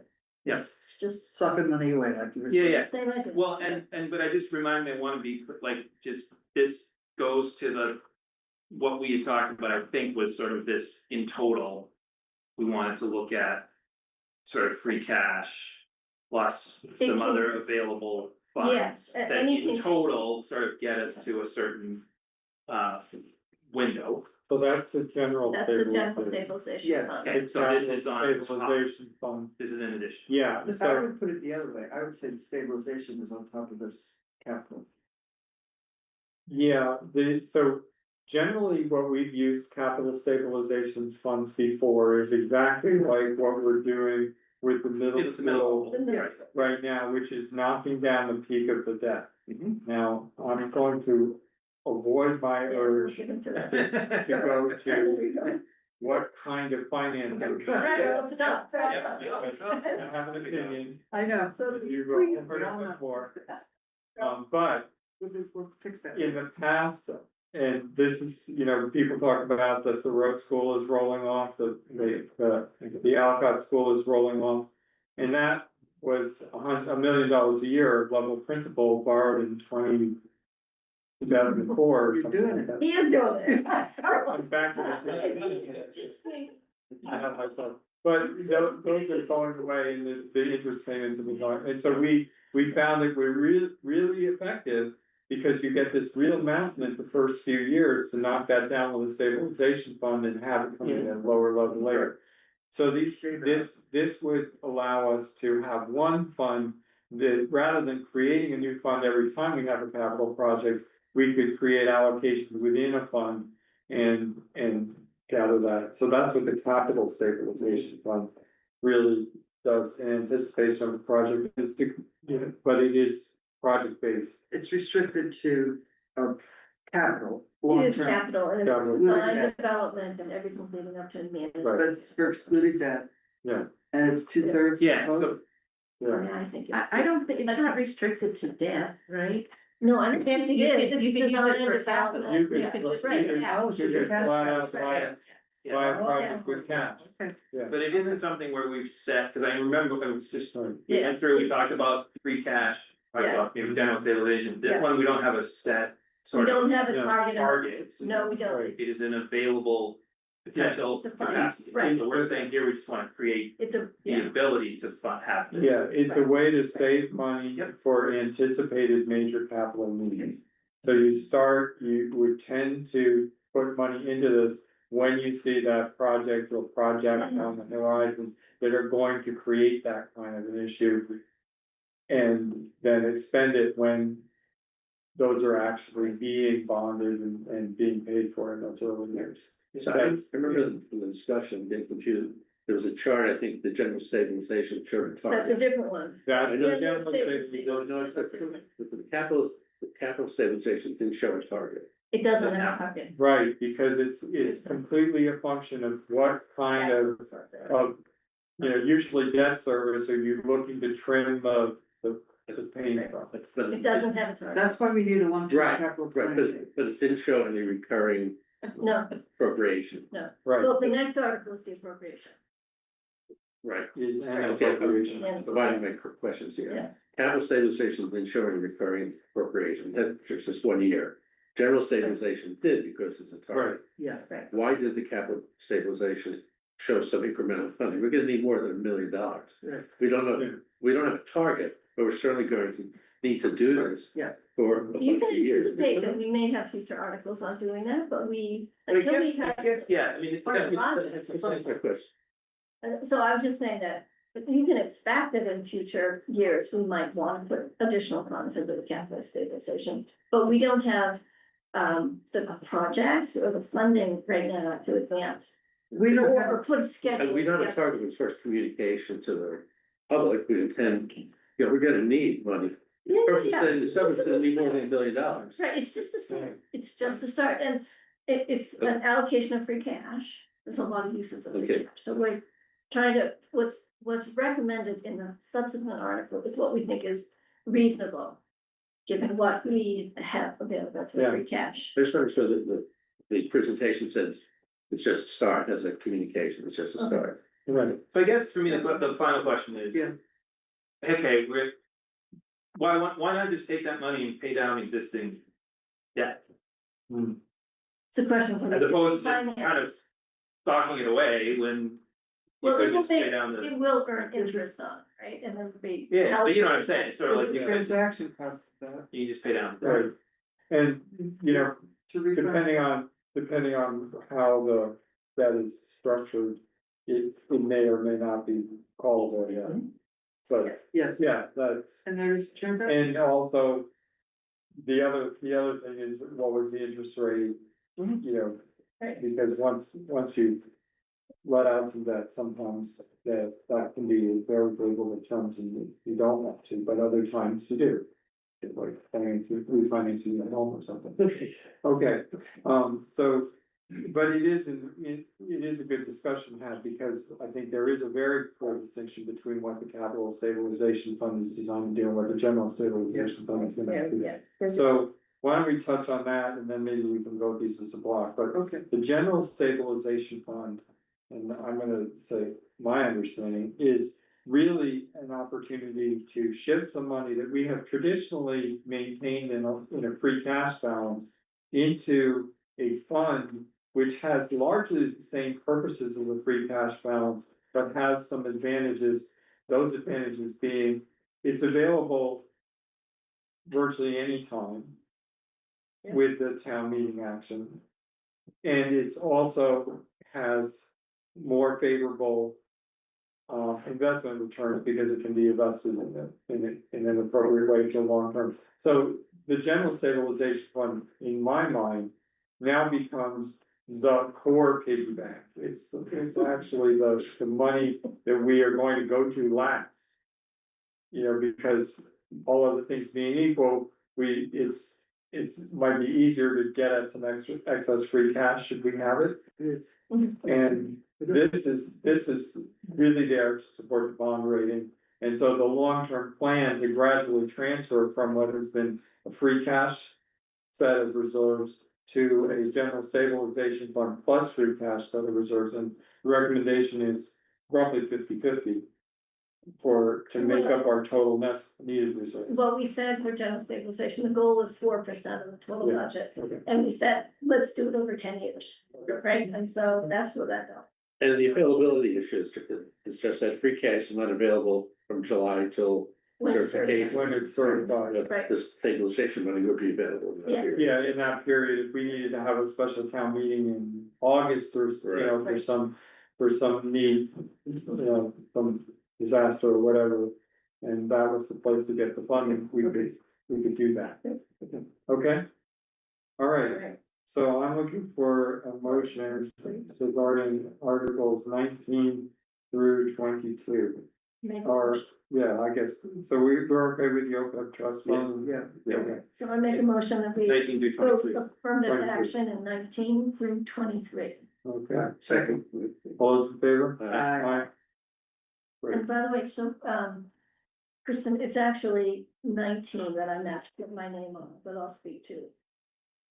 And not necessarily Article 10, because that's the town's capital budget, and we need to speak to that. Thank you, Wendy, and that vote was through 23, right? Yes, That's right. Okay, and so are you on all of those? I can, yeah. Yeah, that's good. Great. You're part of it. You see it. So, we're down to Article 24, which is the PFAS settlement. So this is really just a transfer of settlement funds to a fund where we can spend them on something. I'll make a motion that we take affirmative action. 24. Second. All those in favor? Aye. And I can speak to that. Thank you, Paul. The adopted conservation fund bylaw, so this was, we. Yeah, let's discuss that. This one was, so we had a presentation on this from the NRC, we decided to sponsor it ourselves because we felt particularly strongly about. What should happen when land purchases were proposed here. what, does anybody have any questions? Well, I mean, as I kind of said at the time, I'm not actually supportive of the creating a new fund. So, you know, It's to under the me, bylaw, what's that? the bylaw, right? You're talking about- Yeah, I mean, so to me, again, it's. We're taking funds that go into like CPC. Which is a little bit sort of like, okay, we have, you know, taxpayers are sort of like, okay, I'm giving you that money, but a different body's gonna decide where that gets allocated. Right. Which then would get allocated to a different group of people in the conservation fund. And I just, for me, it's not right or wrong, it's just philosophy of having sort of people, you know, 2 steps removed. Whereas, you know, hey, if I wanna go buy some land or I wanna do this, I'm gonna take it to town meeting. No, we're gonna give it to this group of people over here. Most people wouldn't even know who they are, and they're gonna just sort of, you know, sort of make decisions with it. So it's not right or wrong, it's just, I don't sort of subscribe to that. Governance. Yeah, I mean, to me, I would rather, like, creating another sort of, you know, fund that kind of separately is doing these things. I don't personally see the need for it. Let me explain. This is a bylaw so we can govern this fund. This fund can be created without our action. This fund is created by the Natural Resource Commission law. NRC can create. State law allows us. to State have law funds. allows them. Yes, Don't we don't have to approve it? We do not. no, we don't. We do not. The legislation, that's why we put this bylaw in, so we have some say. So that's important. So they can create. They can have their own fund. It By law, doesn't. NRC can have their own. Yeah, okay, but I didn't, okay. We don't have the law. Well, that's different. If it's 40, but 4080C enables. they can create a conservation fund. Yeah. They can, Okay. without, Yeah. And they could go ask for money from that fund. which they did in the CPC Yeah, they did. application, Correct. which is why we. Or they could have the used bylaw. it to buy land or whatever. They're asking for an appropriation for that. I actually agree No, with you. but I'm just saying the fund doesn't exist today. I think It, it has- I think it de facto does. It I mean, does. I don't think there is anything that is required to establish the fund. I think the NRC could just say, we have a fund. Yes. We don't have one on the books, but there isn't any legislative action needed to establish the fund. There is legislative action needed to put money into the fund. Yeah, which is would be the Appropriate next. article, which is Yes. CPC. So Yeah. this one was our attempt to say, if you're gonna establish Yes. this fund, it's gonna have select board approval to It's buy got- land. it's got To buy governance land. and select board approval, Right. the rules. Just the big news. Yes, Right. but I guess I I think that's what this. maybe mistakenly thinking that Yeah. we were actually approving creating the No, fund no. itself, The comment is spot on. as opposed to, Yeah. you know, again, Yes, by law. exactly. Yep, I know what you're saying. This sounds to me like one that we actually do want. You do want to do We actually will Yeah. want to explain. So who's Paul's presenting. Well, the article about it, You're right? presenting, you're presenting a whole article? Yeah. Yeah, Okay. and I will explain this. Okay, Yeah. I also, in the article, it talked about,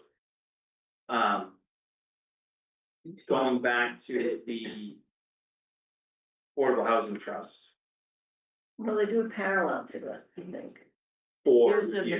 there's a mistake. No, for the coordination, not review. Wait, No, what? There's a mistake in the original warrant article that needs to be corrected through a Oh. motion at town meeting. And it does reference the statute that is applicable to the Affordable Housing Trust versus the statute applicable to the conservation. Okay. Because that's, So that's there's there. So sorry, what is the mistake? It's an incorrect reference. So we. There's an Reference incorrect to statutory Chapter reference. 40, section 8C. That is the correct. 48C is the correct. The So- moderator is. But what you're asking. I'm asking a slightly different Yeah, question, you're because right. the presentation said, we will consult, whatever, from the Yeah, slide. We will confer with the Affordable Housing Yeah, Trust Yeah, when we look at if we're gonna buy some land. yeah. Okay, Yes. there is a Not, set, not we, the NRC. Okay, is responsible in this bylaw. for- there is a separate Yeah. statute, there is a separate statute. I think it's like something, Article 64 or something, in the town that says something different, which says if you're gonna buy any land, you will actually coordinate with the housing commission, that's not the Affordable Housing Trust. Really? Yes, But that, isn't that in the Bible? Last time you talked about the conservation fund, I think that was. It's in the bylaw, here's a reference. Cause it's also. That they also. But doesn't the public state works legislation supersede anything we might have on our bylaws? And the state legislation is what So- enables the conservation fund. Right? so APP 54 says that there should be something done through the Housing Development Corporation. HDC, okay. What's the date of that? I don't know. Okay. But what does it say? That there should be something done through the Housing Development Corporation. I thought in the presentation it was talking about the Affordable Housing Trust, I think it was in the presentation. which is What different. presentation? When the warrant article is Oh, the presented, when the warrant article is presented. So APP. What number is 54, it? 54. Yeah, It's so, the housing development, correct? Let me read what the Do article says. that. So prior to utilizing the fund for purpose of acquiring land, the NRC shall consult with the Affordable Housing Trust, the town manager, and public works director to assess other potential interests in the subject real estate. and I am saying, I believe that is in conflict with APP 54, which says if you're going to buy something, you should have consultation with the Housing Development Corporation. Which might just predate the Yeah, Concord Affordable. yeah, the trust Trust. is, This might predate that. I don't know if it does. So I'm saying, I think No, I think it's it may be in conflict. So I'm gonna, And I'm sorry, I'm gonna add one more, because Carmen also said in the meeting that she wasn't sure that town, there wasn't also a separate thing that the town. Clears that with. No, She did sure. clear that? Clears that. Okay, all right. okay, so do we want to get some clarity on this and circle back to this one next Monday? sure. We probably should. And I would- the clarity I would would be, agree It's, with that. it's about Okay. APP 54. All right. is in conflict with APP. Yeah. What conflict? So, Do we have to add CHCC? so Paul, since you're I the think it's- presenter, Yeah. I'm gonna ask you to sort this out and tell us what we need to know next Monday. Yes, sir. Thank You you. can, you can. I'm just saying, the sorting out is. I think is this APP 54 question, so Housing Development Corporation. And I think just to make doubly sure that, you know, the NRC has the statutory authority to just create this. We don't need to. That's it. Take that. No, that's- Yeah, okay, all right. Nina's Okay, been you got it. on Yeah, that one's. Okay, good. So we'll discuss that some more. Now, the CPC articles are, almost a little mini warrant unto themselves. Yeah. But, taken as a whole, they would appropriate over $4 million. Amazing. $4.675 and $53. No, this is where you have, your. And of which, yeah, $500,000 is the Right. funding of this conservation fund. So the only thing is, just technically speaking, we may have to do 25 before we can do 26. We do. Well, yeah. Yeah, you know, but I'm saying, Yeah. for us I- tonight, like. My understanding is the application that they have made to the CPC, though, doesn't actually depend on our bylaw, because if they could create a fund anyway, whether the bylaw exists or not, they could still appropriate They can. CPC money into a conservation fund. I don't think that was the understanding. But if they That want wasn't the way that- they've talked about it. I'm not saying you may be right, Mark, I feel like we should just, Okay. My understanding is that if 25 fails, then I checked with Carmen that application has to be amended, the CPC would have to be Why? amended. Why? And the conservation funding would have to be pulled out, Why? because the Because it's conservation. state law. not- yeah, I don't know, you may be right, but that's certainly the impression that other people. Yeah, okay. Okay. Fine, well, we're gonna figure it out. So who's our CPC? Me. Mary, do you want to sort that out for us for next Monday? What, I don't know what is the question? There's, The so the question is- CPC's allocation depended upon the passage of our. Yeah, 25%. Diane wanted to Also proceed. I believe I can clarify this, but I hope you will continue your good questions. My understanding was that in our CPC deliberations, we understood that the conservation fund, the trust fund, needed to be established first, and that our money would go into it. And that was all. There was a synergy between the two, so that if the one did not pass, then the contemplation was that probably, therefore, we'd have to remove that as an article from our deliberations. Now, that may not be right technically, but I believe I'm representing the sentiment of the group and the understanding of the group accurately. I'll check. Yeah. Thank you, Diane. Going back to section 1 under Article 25, the first sentence there is in the town of Concord, there shall be a conservation fund created by this bylaw. Right, so that's the way it's written. But it says it's creating it, but what it doesn't tell us is could it be created? Without the bylaw? Without the bylaw. Yeah. That we that's still what need it to. doesn't tell us. So, okay, so let's hold on those two. We know what our questions are, and we have 1 week to answer them. Well, and if we can't get the answer for next week, then we'll talk to it on town. I mean, I realize that when I write down MH, that's an ambiguous answer. Yeah. I should write Mark Mary. Maybe I should just put K or Y. Okay, 27. Amendment of solicitation bylaw. Okay, aye. No concerns. anybody? Put my name next to it. Okay. Put your name next to it. Yep. So, make a motion that we take affirmative action on Article 27. Yep. Second. All in favor? Aye. Just. Okay, I think we should- 20. Me. Mary Hardman. She was the first names down. Better than what I was doing. Okay, I'm making the motion to recommend affirmative action. I'm going fast. Okay, thank you. On Articles 28, 29, 32, 33, 34, 35, 36, 37, 38, 39, 40, I'll stop there. And I pulled out 30 and 31.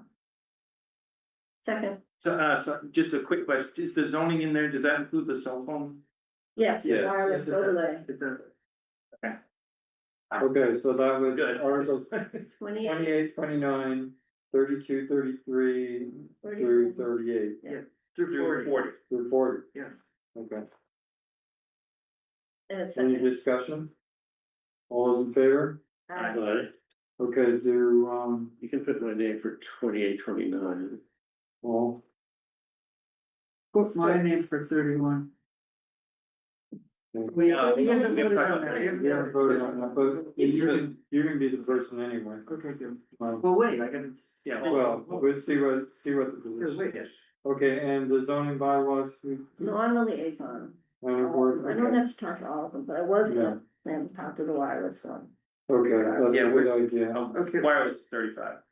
Okay, the other ones that might be, require something from us would be the parking and the, Yeah, 34 and 36. Okay. But I think we almost certainly want to say something about wireless. Yeah. Yes.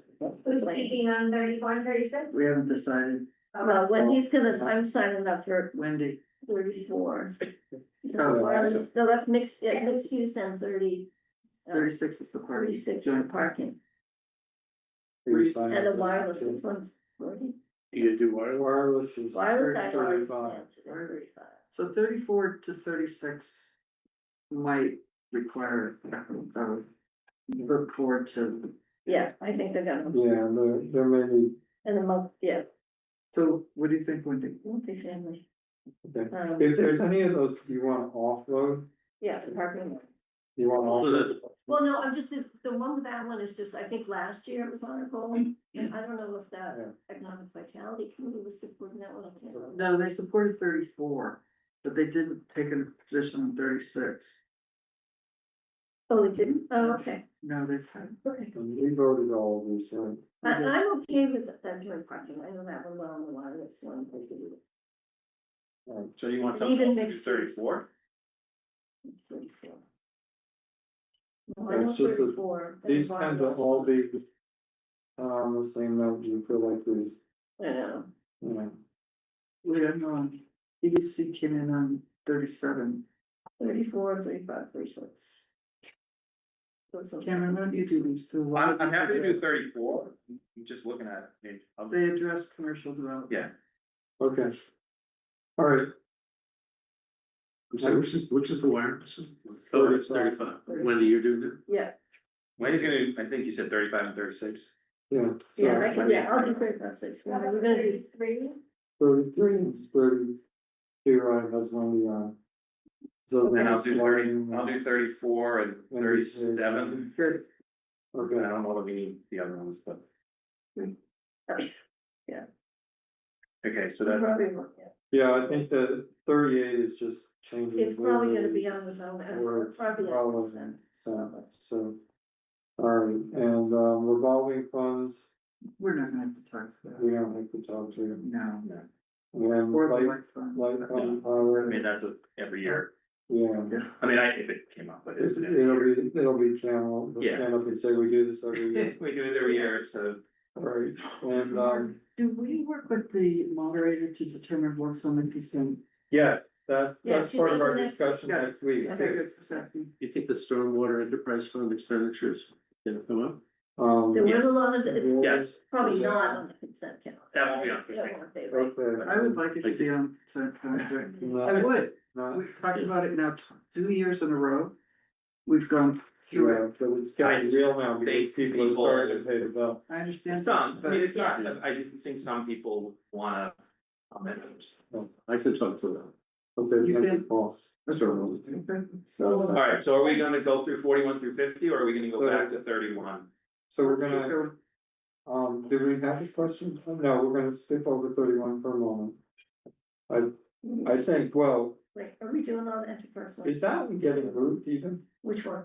This citizen's petition about the revolutionary war money? I think so. Yeah.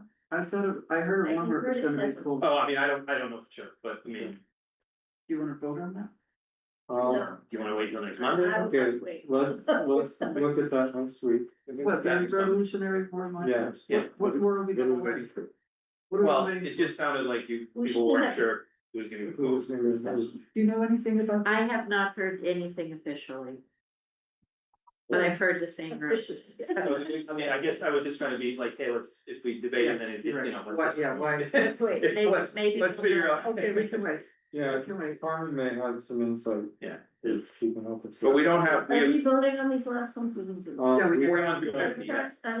Yeah, so Okay. 41, So I move to recommend affirmative action on Article 41, 43, 44, 45, 46, 47, 48, 49. Second. second. Any discussion? No motion on 49, by the way. Oh, okay, good. Good. Take that out of me. Okay, all those in favor? Aye. Aye. So the only one which you may need a statement might be 41. So, Right, thank you. yeah. Okay. Great. Now we're ready to go back to well, 42, right? Right, we were gonna wait until. 42, we're gonna hear They're from gonna tell public us. works commission. Okay, And- so 42 days, So, the 31 would be next month. right, so the only one that we still have left to talk to is Article 12, thank you for your There you go. patience. Thank you. So this is us. And Megan's going to show us the revised, presentation. So what I heard loud and clear, was sort of two concerns. One was that I wasn't clear enough about how this was a continuation of the work and picking up on the recommendations of the land use working group. And there was also a need to clarify who the governance and supervision of this spending was going to be under. And I recall from the discussion that we previously had, that we as the select boards were largely inclined to continue to work with the town manager and her staff over this, recognizing that this is sort of the pre-work for some larger programs which are eventually going to need some more formal structure, but in the, you know, let's call it next fiscal year timeframe, we would be looking to use these planning funds. We were going to do that. So I'm gonna let, Megan, you wanna? Okay, Yeah. so Megan's gonna talk through this and then we'll come back to that discussion, but just think about whether these questions are better answered than they were in here. You might have mentioned, the other question I heard was, how do we come up with 600,000? Right. For budget part of it. Yeah. For that. Okay. And so this, just to put us in context here, we discussed this at the board, at the select board on February 25th, but we didn't have an amount at that meeting. And then on March 3rd, it was discussed at the planning board. That's what Mark was just referring to. We're discussing it here this evening, and then we're going back, or presenters are going back to the finance committee on the 19th, on Thursday. So. Finance. Sorry, finance. Okay, that's. My mistake. Finance committee here. Got it. Okay, Yes, sorry. and so they'll be Sorry, voting. okay. No, thank you. All right, They are looking to make a recommendation at that time, on the 19th, the finance committee. So this is a revised presentation based on some of the questions that we got, and this is the slides mostly. I don't have the narrative totally down. I won't be giving the presentation, but this is the first slide of the article. And as Mark mentioned, there was some feedback about a disconnect between the work of the land use working group and the select board's article to request funding for the next phase of planning. So here we're going to start off by talking about the land use working group established in July 2025, the key responsibilities we've gone through, and talking about the operational needs for public works, public safety, and municipal administrative functions. The process of the land use working group is outlined here. The 7-month evaluation of Concord's municipal facilities, talking about these 3 categories. They really did a significant amount of work over the past 7 months, looking at assessments, site visits, doing a lot of benchmarking with peer communities, and talking to staff and getting operational input. So they've evaluated multiple sites and facility options and developed preferred recommendations for each facility category. This was in the original presentation, just the key findings here, that there are several core municipal facilities are really beyond their intended life cycle. Existing facilities are undersized and outdated. Operations are fragmented across multiple locations. Facilities limit efficiencies, safety, and service delivery. And there are growth in areas like West Concord with increasing service demands. What we didn't have in this first version of the presentation is actually what the recommendations are of phase 1, which is, kind of key here. So I've outlined, and this is all really being developed at similar times. This was just developed towards the end of February. So for public works, they've identified 3 locations, but the primary focus is on MCI Concord for public works. There are other locations that were in the kind of top category, which is the Ripley School and Bedford Street. For public safety, they're looking at, the subcommittee looked at a new West Concord fire headquarters, newer renovated police headquarters, and newer renovated fire substation. And finally, for municipal consolidation, the subcommittee is recommending the purchase and renovation of an existing office building. Do you want to say Concord in that part, the substation? Yes. Make a comment here. Land use working group had a meeting last Friday. Yeah. There was, I don't know if the word significant, more than significant discussion about Bedford Street. About that being on the list. So as a result of that, I think at our next meeting, we're gonna seriously look at that site and probably, I don't want to prejudge it, probably consider taking it off that list. So I'm just wondering, in terms of timing here, since this is going to be a public communication, should that be, how do we deal with it not being on the slide here? I mean, it was particularly sensitive discussion. I did consider that and added in that the focus is on MCI Concord. It was a recommendation and it was in the phase one, so it felt premature to me. Considered consolidation instead of just soften it with considered, and also people were very upset with the fact that we called it Bedford Street instead of Peter Springs Road. Remember that? I remember. I'd like to soften that a little bit. Okay. All right. That's good feedback. But the outline so far is great. Okay, a couple more here, but point taken.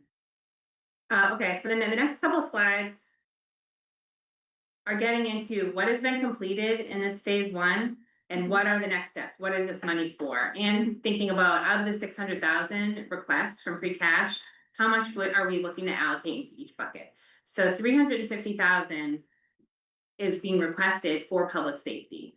And so what has been done, there's been the land use working group worked on an inventory of existing conditions. They've identified and prioritized options, done some preliminary cost assessments and recommended sites. But as we've talked about, I think here and in other committee meetings on this, there's a significant amount of public outreach that is yet to be done. There's some work around West Concord headquarters, feasibility, schematics. The recommendation is to put the headquarters there, so there's a lot of, Sorry, is that on the existing location? Yes, but potentially with acquisitions. Surrounding property. Yeah. Okay, yeah, no, I just wouldn't wanna get too heavy into like a schematic design and, all that stuff if it's not. I guess I would start. The studies that have been worked on, the schematic design would be for something that fits the program. Yeah, So they it use can schematic, tell you yeah. how much space is needed and Yeah. what kind of, what does the Yeah, building need to look like? And then you need to figure out how to actually site that building. So that's why property acquisition strategy is down in the map, right? Yep. That's it. Okay. Yeah. Well, and a lot of these will be repeated, but we're looking at cost modeling, roadmap, and property acquisition strategy. So I have a similar slide here for public works. This is $150,000 ask, and this is because this is also, a major undertaking, but there are other funding sources available for this work. There is a little over $100,000 right now for ARPA.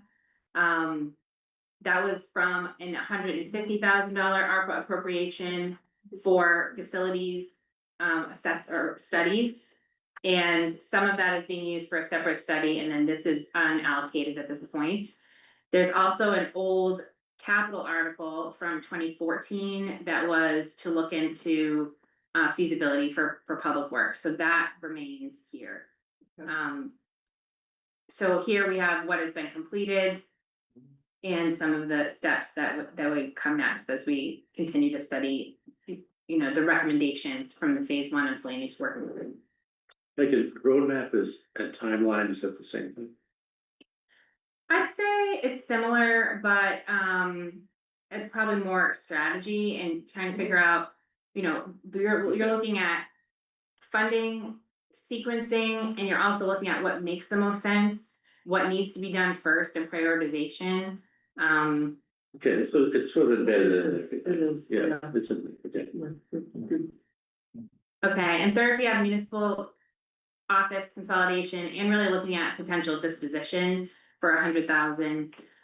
Here, we've already done a lot of the work with preliminary cost assessment, inventory of conditions, made site recommendations. I've talked a little bit here about this yield analysis that is in progress. We're hopefully signing the contract this week, which is going to help look at a few different sites across town and get a sense of what the properties would be worth right now and under alternative zoning, to set the stage for early conversations about would we be interested in disposing of any of these properties as we're looking to potentially consolidate. And so next steps would be community outreach, some of the same things here. So this slide, and if the red's too much, tell me, but what phase one didn't do here, we did not, identified options, but did not, really bring the options to an actual project that's before the community. So some items that would need to be done are feasibility analysis, engineering studies, refined estimates, further space programming and facilities design, financial and phasing analysis, and a robust public engagement effort. So this takeaway here, really trying to move from ideas to implementable projects. So at this point, the town needs professional consulting support to turn land use working group recommendations into real facility projects, to evaluate site feasibility and constraints, to develop accurate project costs, to create conceptual designs, well, maybe beyond conceptual here, as I'm saying this out loud, and to support community engagement and decision making.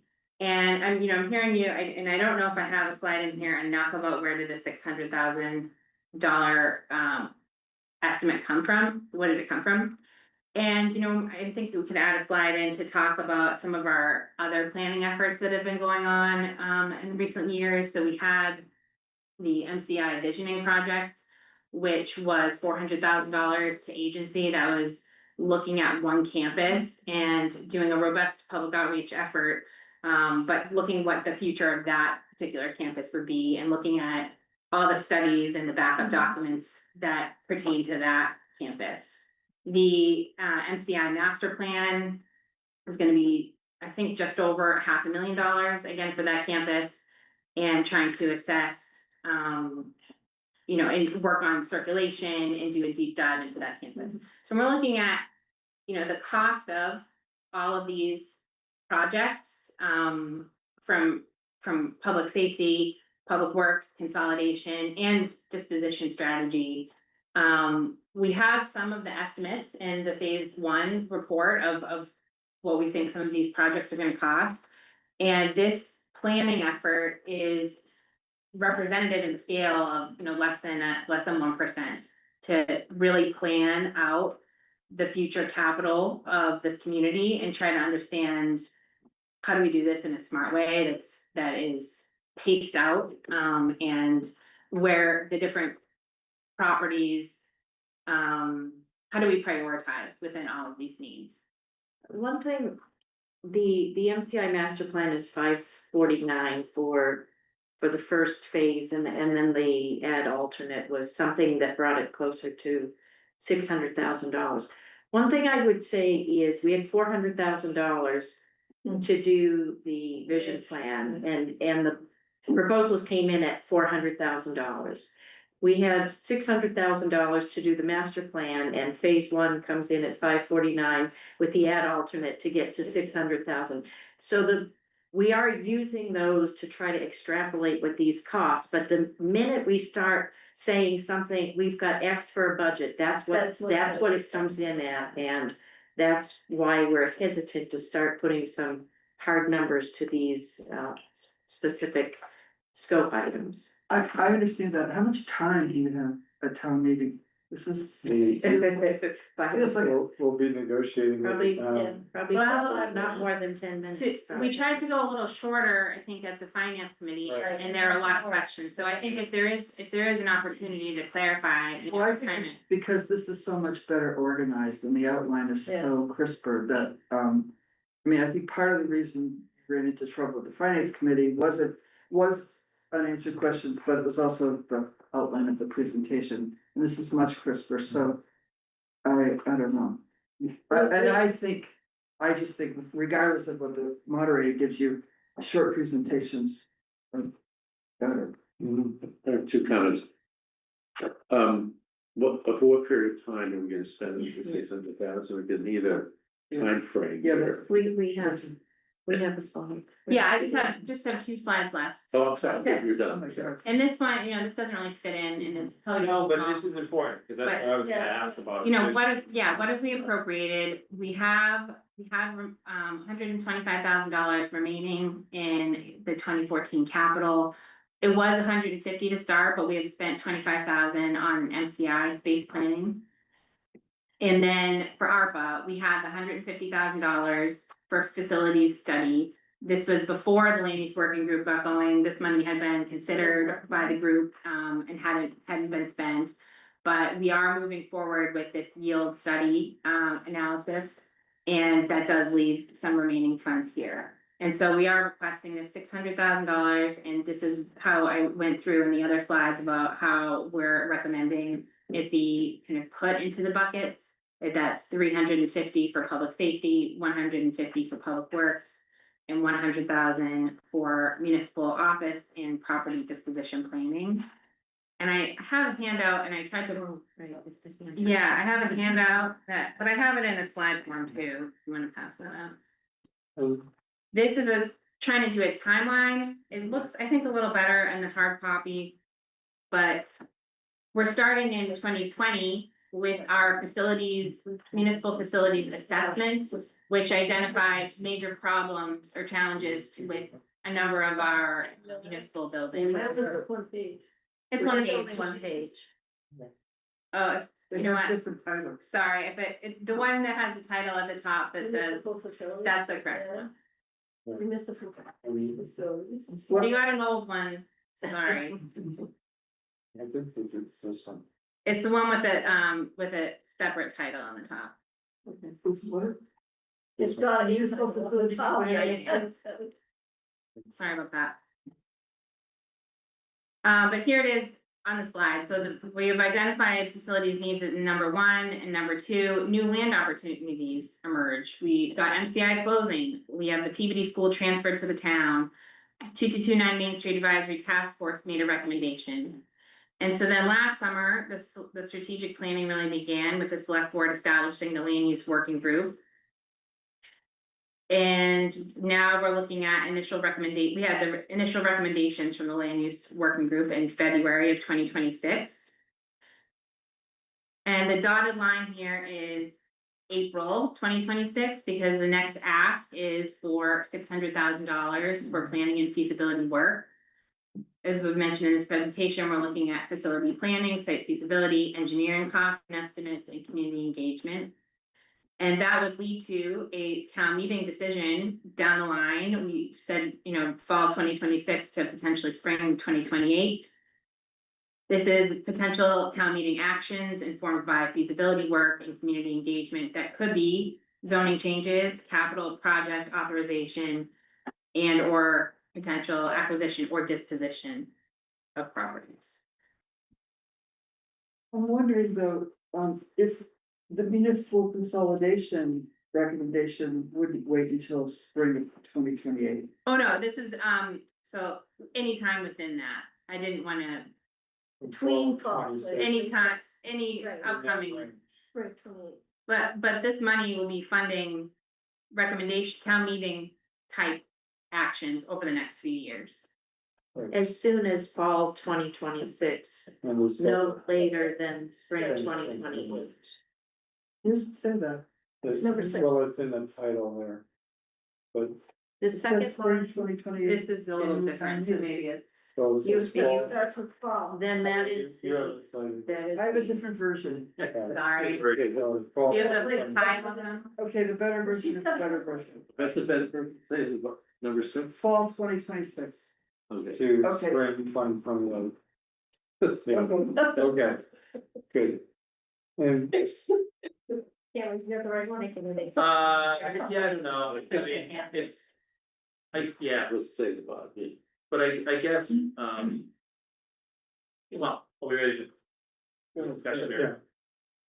Sorry, I'll get closer to the mics and not, yeah, I mean, look, it looks, I mean, I understand the need for it, we have to ask for something. I mean, I will always push to say, is there a way to do it for less, or do we?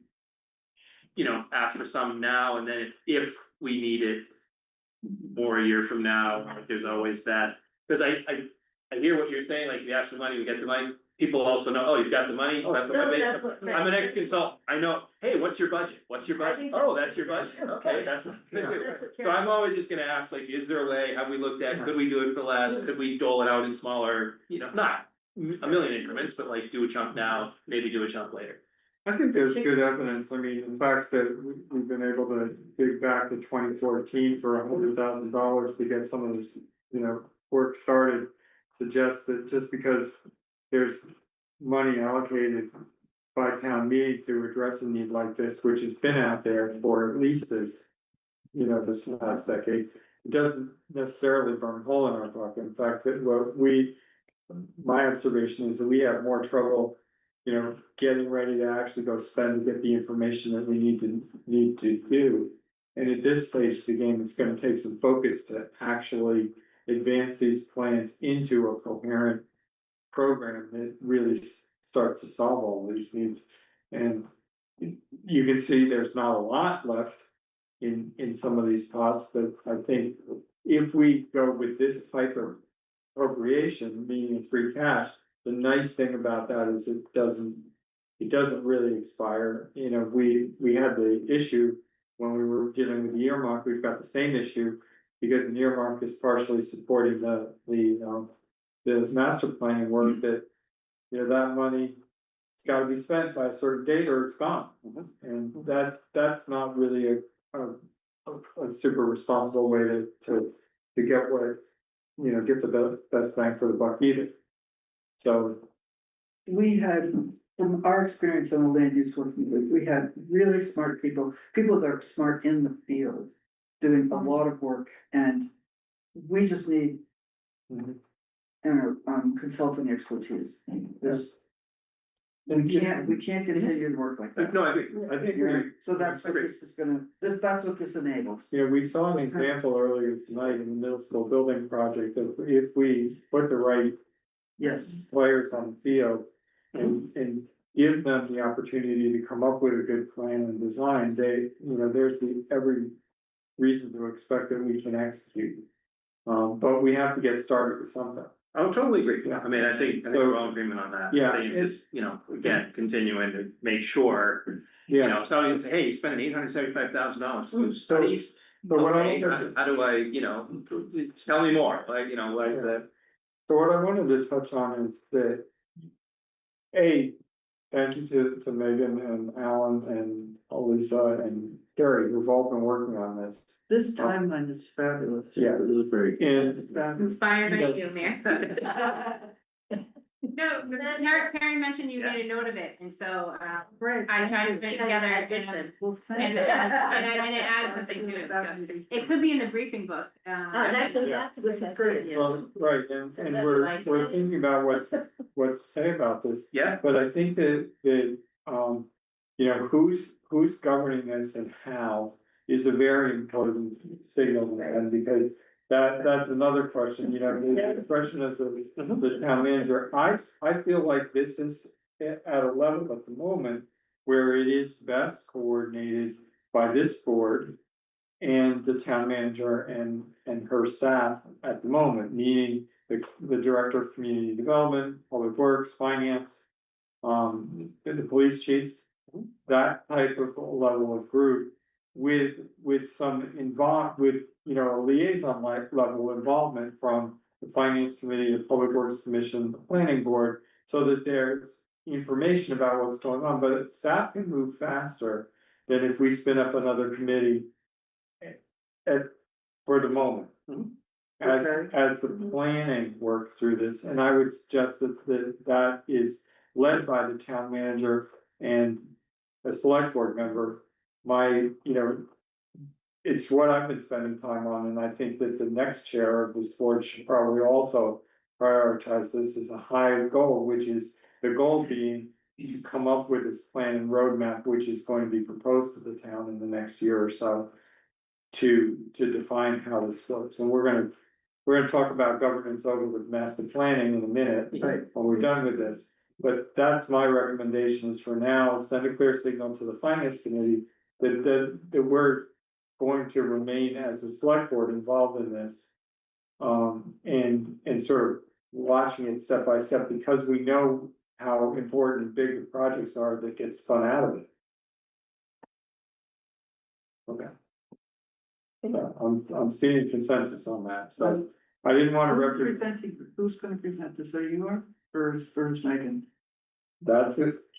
I'll be guided by that, but we're going to, I was expecting to present it, but I'm also okay with having help.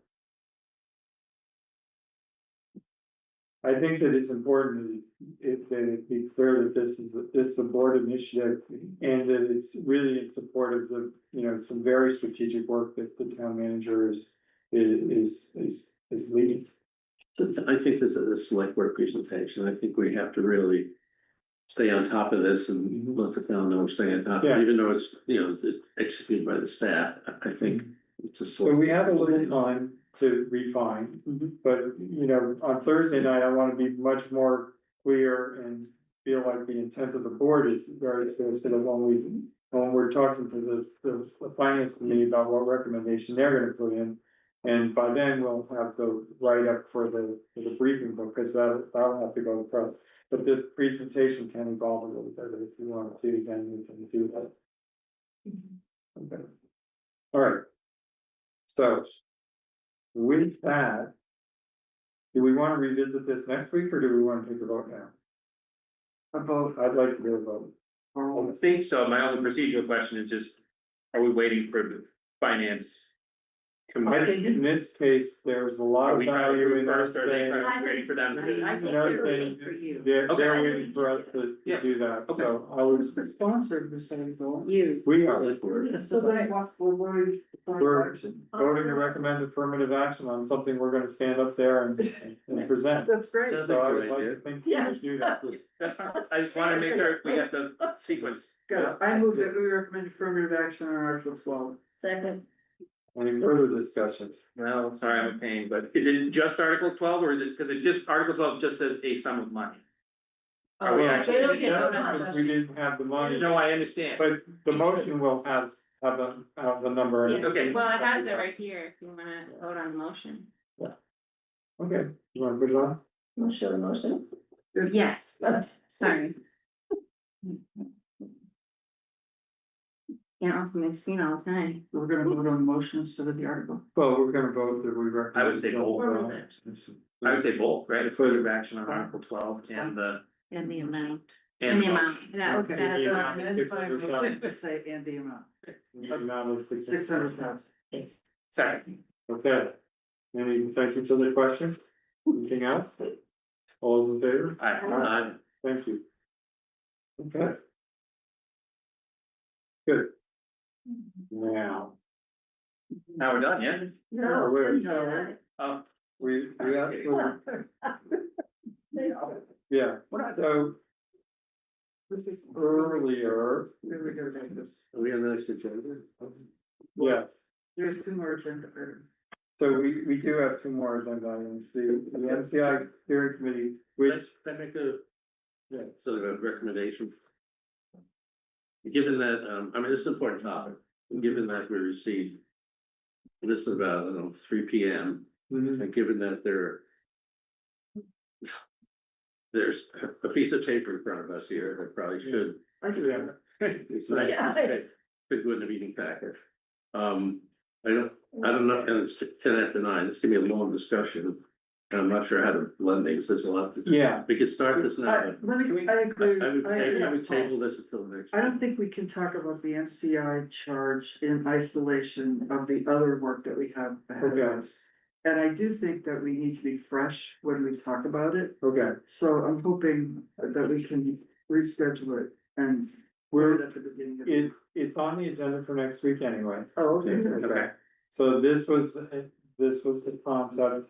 And so I wanted to get some feedback on the concept, and we did just talk about a lot of it. We did. We talked what various distributed and, In a slightly different context, I appreciate you putting it together, I don't know where we're gonna start. Yeah. Discussion with good person, but I think we need to be fresh, this is really important. Yeah, so one of the things, let me cover the evolution of the concept. We were using the phrase steering committee, and that's what was on the agenda, and I'm proposing that we refine that title and call it the MCI Master Plan Committee. Because that group would be focused on what is the middle what I recognize to be the middle here, but the goal of the master plan committee is to build on what the advisory board did in terms of public engagement and support the development of an MCI site master plan and associated zoning regulation package. That's the goal. And that's what so the select board will, and DCAM and we are going to see this in, at our, not next week, but at our April 6th meeting. I expect that we will be discussing the memorandum of agreement, remember that document between us, which outlines some important points around the site. Yep, I thought we'd have it in a few weeks, but good. Yeah, well, Yeah, that's it's come back, good. it's coming back, and so those important negotiating points are incorporated into that and should be incorporated into this charge for the master planning committee, because that represents the sort of engagement that we have with DCAM, and so that's the second paragraph of this outline. The third paragraph just alludes to the fact, and Carrie just mentioned it, the town is hiring a consultant. We expect to announce who that winning consultant is. Okay, great. So we've hired a consultant to follow up on the master plan work that was started last, follow up and do these things. And that work is going to be led by the Elisa Sandoval, the Director of Community Development, as the overall leader of that engagement. And this master plan committee is there to support that piece of work. So one of the big projects, not the fire safety, not the public safety part of the project for sure, not really municipal consolidation either, but we all recognize that because MCI is the lead site for the DPW, getting those requirements into this master plan and negotiating that is really key to figuring out the feasibility there. So I'm suggesting that this charge, which will be further refined, involves working on really at least three different priorities. One is housing and the Junction Village site. The other is the DPW requirements, and the third is the traffic and transportation. So incorporating the recommendations of the land use working group with respect to DPW, figuring out the traffic priorities and effectively communicating them to Mass DOT and others, and then really working on housing element. How much housing are we talking about? How much commercial development goes into that master plan? So that is the core responsibilities. Look, Mark, what about the rest of the site? It is the master plan for the site. Right, so but you mentioned housing, public works and access. Yes. And those are our top priorities, but the master plan, public work, commercial, historic preservation, those factors also go into the master plan. I'm just highlighting the most important. And the ones that frankly represent some change. So we know that there's a perception out there that DPW wasn't on the radar when the concept plan, the vision plan was done. That's excluded deliberately. And that's true. That is true. In certain quarters. So yeah, so I mean, yeah. I think having, I mean, I didn't see it, it came in at 3:30 Yeah. today. So, yeah, that's why I'm walking through. Yeah, that's fine. Yeah, no, I'm just saying, yeah, we talked about it next week. I'm saying that we because this engagement is started, we wanna get it formed. So I'm saying the committee will be formed in April. The charge will terminate at the end of 2027 or when MCI zoning is done. They'll be subject to open meeting law. I'm suggesting that there be overt liaisons with the Public Works Commission and Planning Board. And I'm suggesting a small membership here, because this is a pretty technical piece of work. It's not quite as visionary or conceptual, but I'm suggesting 5 members, a select board member, a land use working group or Public Works Commission member, someone from the MCI Advisory Board Public Engagement Group, because they, I think they acknowledged did a very good job at that. And, someone from the MCI Advisory Board's Land Use Group, because they were also, would bring in some of those, as well as a planning board member.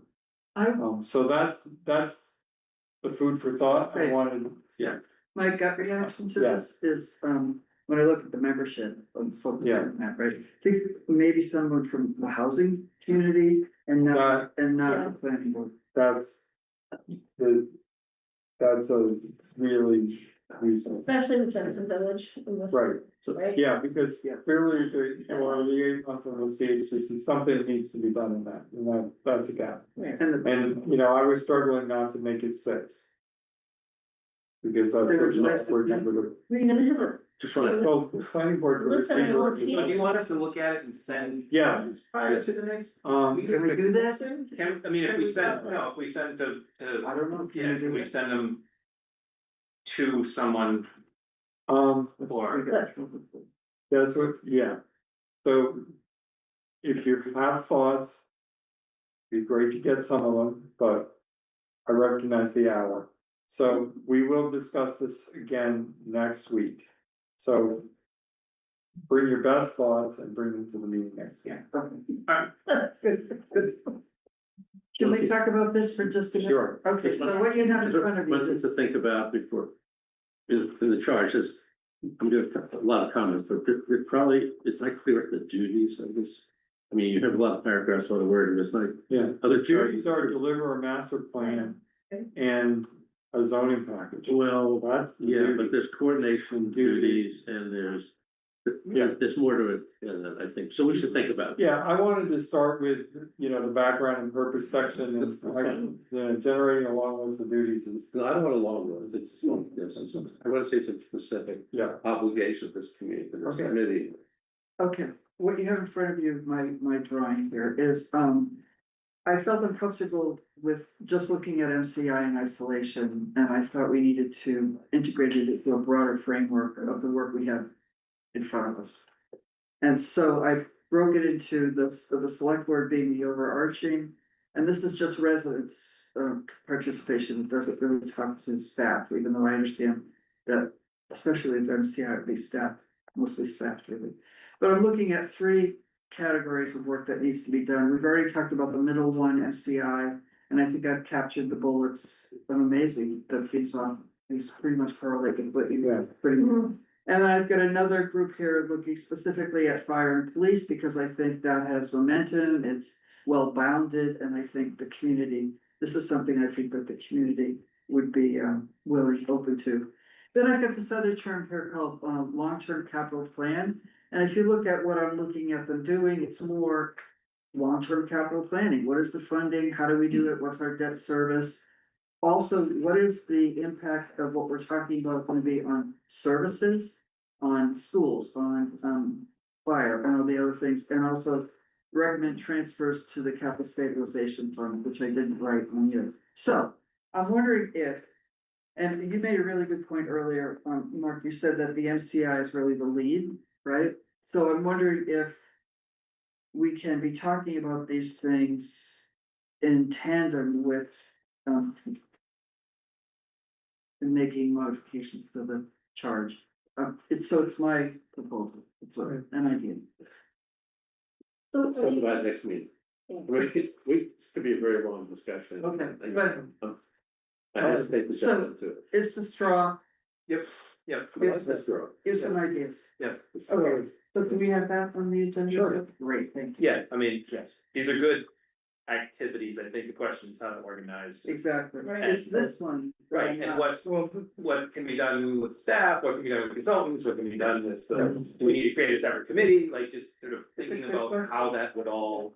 Just one thing that's top of my mind, you mentioned this earlier, I think this entire select board needs to stay actively involved in this in some fashion and not just kind of touch things occasionally and be briefed on things occasionally. This is pretty important fundamental stuff. So that whatever the overarching need, I think, is for the whole board. To be knowledgeable, very knowledgeable. Yeah, and you can see that when we start to form a program that's as robust as this and long-term, there's a lot of areas that can end up in the portfolio of one member or another. And I think that, for example, we don't actually have a committee, amazingly enough, that sits over public safety. Right. Really. Just thinking that. We, some towns do, but we don't. But there's. You're making me really anxious. I know. Four committees. We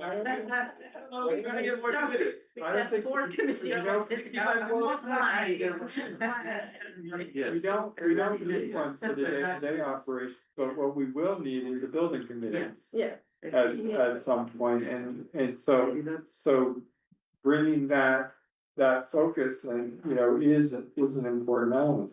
And likewise, the municipal consolidation, even though it didn't make Mary's Towers there, is the one that is likely, I think, in the relatively short run. Yeah, it's just buried under capital. It is. But it is a potential source of funds. So, That's why it's there. yeah. Thank you. All right. It's also a source of. Okay. Okay, we're gonna hear a little bit about pilot. In the interest of time, there is a presentation in the packet. I have maybe 3 things that I would like to say. I don't know that we need to go through the presentation or even put it up. The first thing that I would like to say is with this reboot of this program, the best focus from my perspective is to start engaging with the private schools and potentially with the hospital. So when we rolled this out to begin with, it was kind of engaging with everybody and see where we receive some interest and work from there. I think what we're seeing is our neighboring communities or communities that are engaging in pilots are seeing the most activity with private schools and or public universities. So that's the outreach. The second important thing is just the updated timetable. So we would start this reset now going through mid-June in recognition of town meeting, and we need a little bit of time to get through that. Then over the summer, we would be engaging directly with the leadership again, probably mostly with the private schools. And then in the fall into the spring, hopefully we'll have agreements, some sort of agreement that we could start documenting and talk about implementation. And then expanding the program. So the policy talks about 25% of taxes. And, we would hope in certain areas that maybe we would be able to do better than that. We recognize that we're not going to do better with probably most, but I think with some of the largest entities in town that are nonprofit, maybe we would be able to do a little bit better. So that's the timetable. I did note, I think in the cover memo that I know there are at least 2 or 3 residents in town who are very interested and have offered their expertise and their time. And I'm very appreciative of that. If there are other members of the community that are interested, maybe there are people who have significant relationships with different entities. I think at the staff level, we have varying degrees of relationships with the different entities, but if there are residents who are interested, please reach out to me if there's any member of the board that has a specific interest in this project or in any one of the entities. I'm happy to talk about that further, but those were the points that I wanted to make. This isn't necessarily teed up for a vote, but if the board wants to vote to accept that timetable to put some teeth into this, or bigger teeth, I'm happy to take a vote on the timetable. And Carrie, what's your thinking over, if you think at the end of any year from now, how many agreements do you think you would be able to achieve? Maybe 3, is that? Well, so we, on a regular basis, one of the private schools makes a donation to the town. And in fact, that donation came in today and that's probably on your agenda next week. So it's not it's not anything, it's not insignificant, but it's not anything close to 25%. So I would assume that we might make the most progress with that group. A second private school uses a lot of our facilities for recreational, our recreational facilities. So I would think we probably would make some significant progress there. After that, I have spoken to the hospital. I understand they are a big user of services, but also a big provider of services, Right. and their business model is different than a private school. They can raise their rates all they want, but they're gonna get what insurance reimbursement is. So that's a different situation, but I think it's worth continuing the conversation. So I would say one or two, or two likely to start. Well, I was gonna ask you what conversations have taken place since the original plan, that there were informal dialogues, and the schools and others know we have this program. They approach us, so they're just waiting for conversations in general. So the only direct conversation I have had is with the hospital. And conversation with private schools during the course of other business that they've had. I'm really excited to get this going again. I think it's really important. And you're gonna have to collaborate, I think, with Dr. Hunter and her team. Because a lot of these schools have, I mean, one of the big things is their staff, no, it's just students attending the schools, and how many are there, and Yes. the average cost, because that's where that's leverage. Yes. There's that, and then the transportation Right. that the public school is mandated under law to provide to private schools in certain circumstances, and that occurs, and Dr. Hunter has documented that before, and it's not insignificant. That's great. And I think just starting the conversations to me is because, I mean, people know it's just relatively small town. I'm sure there's a whole town. Sure. Yeah. It's a thing. And it's not a one conversation. No, it's a many. Right, yeah. So like, hey, you know what? Not trying to knock it all out in one conversation, but just, get it started. I remember when we first talked about this years ago, we had a study at the Collins Center, which you referenced earlier. And they recommended that you start small and put in place an agreement that it would, increase annually, and that's a strategy. So we ready for motion? Well, I mean, do we need? are we ready for a motion? Well, the motion would be to adopt the timeline as represented in the. Yeah. As a working plan, yes. Yeah. Do I have a second? Second. All those in favor? Aye. Thank you, Chris. Thank you, Chris. Yeah. It's good to keep us focused on this. Yes.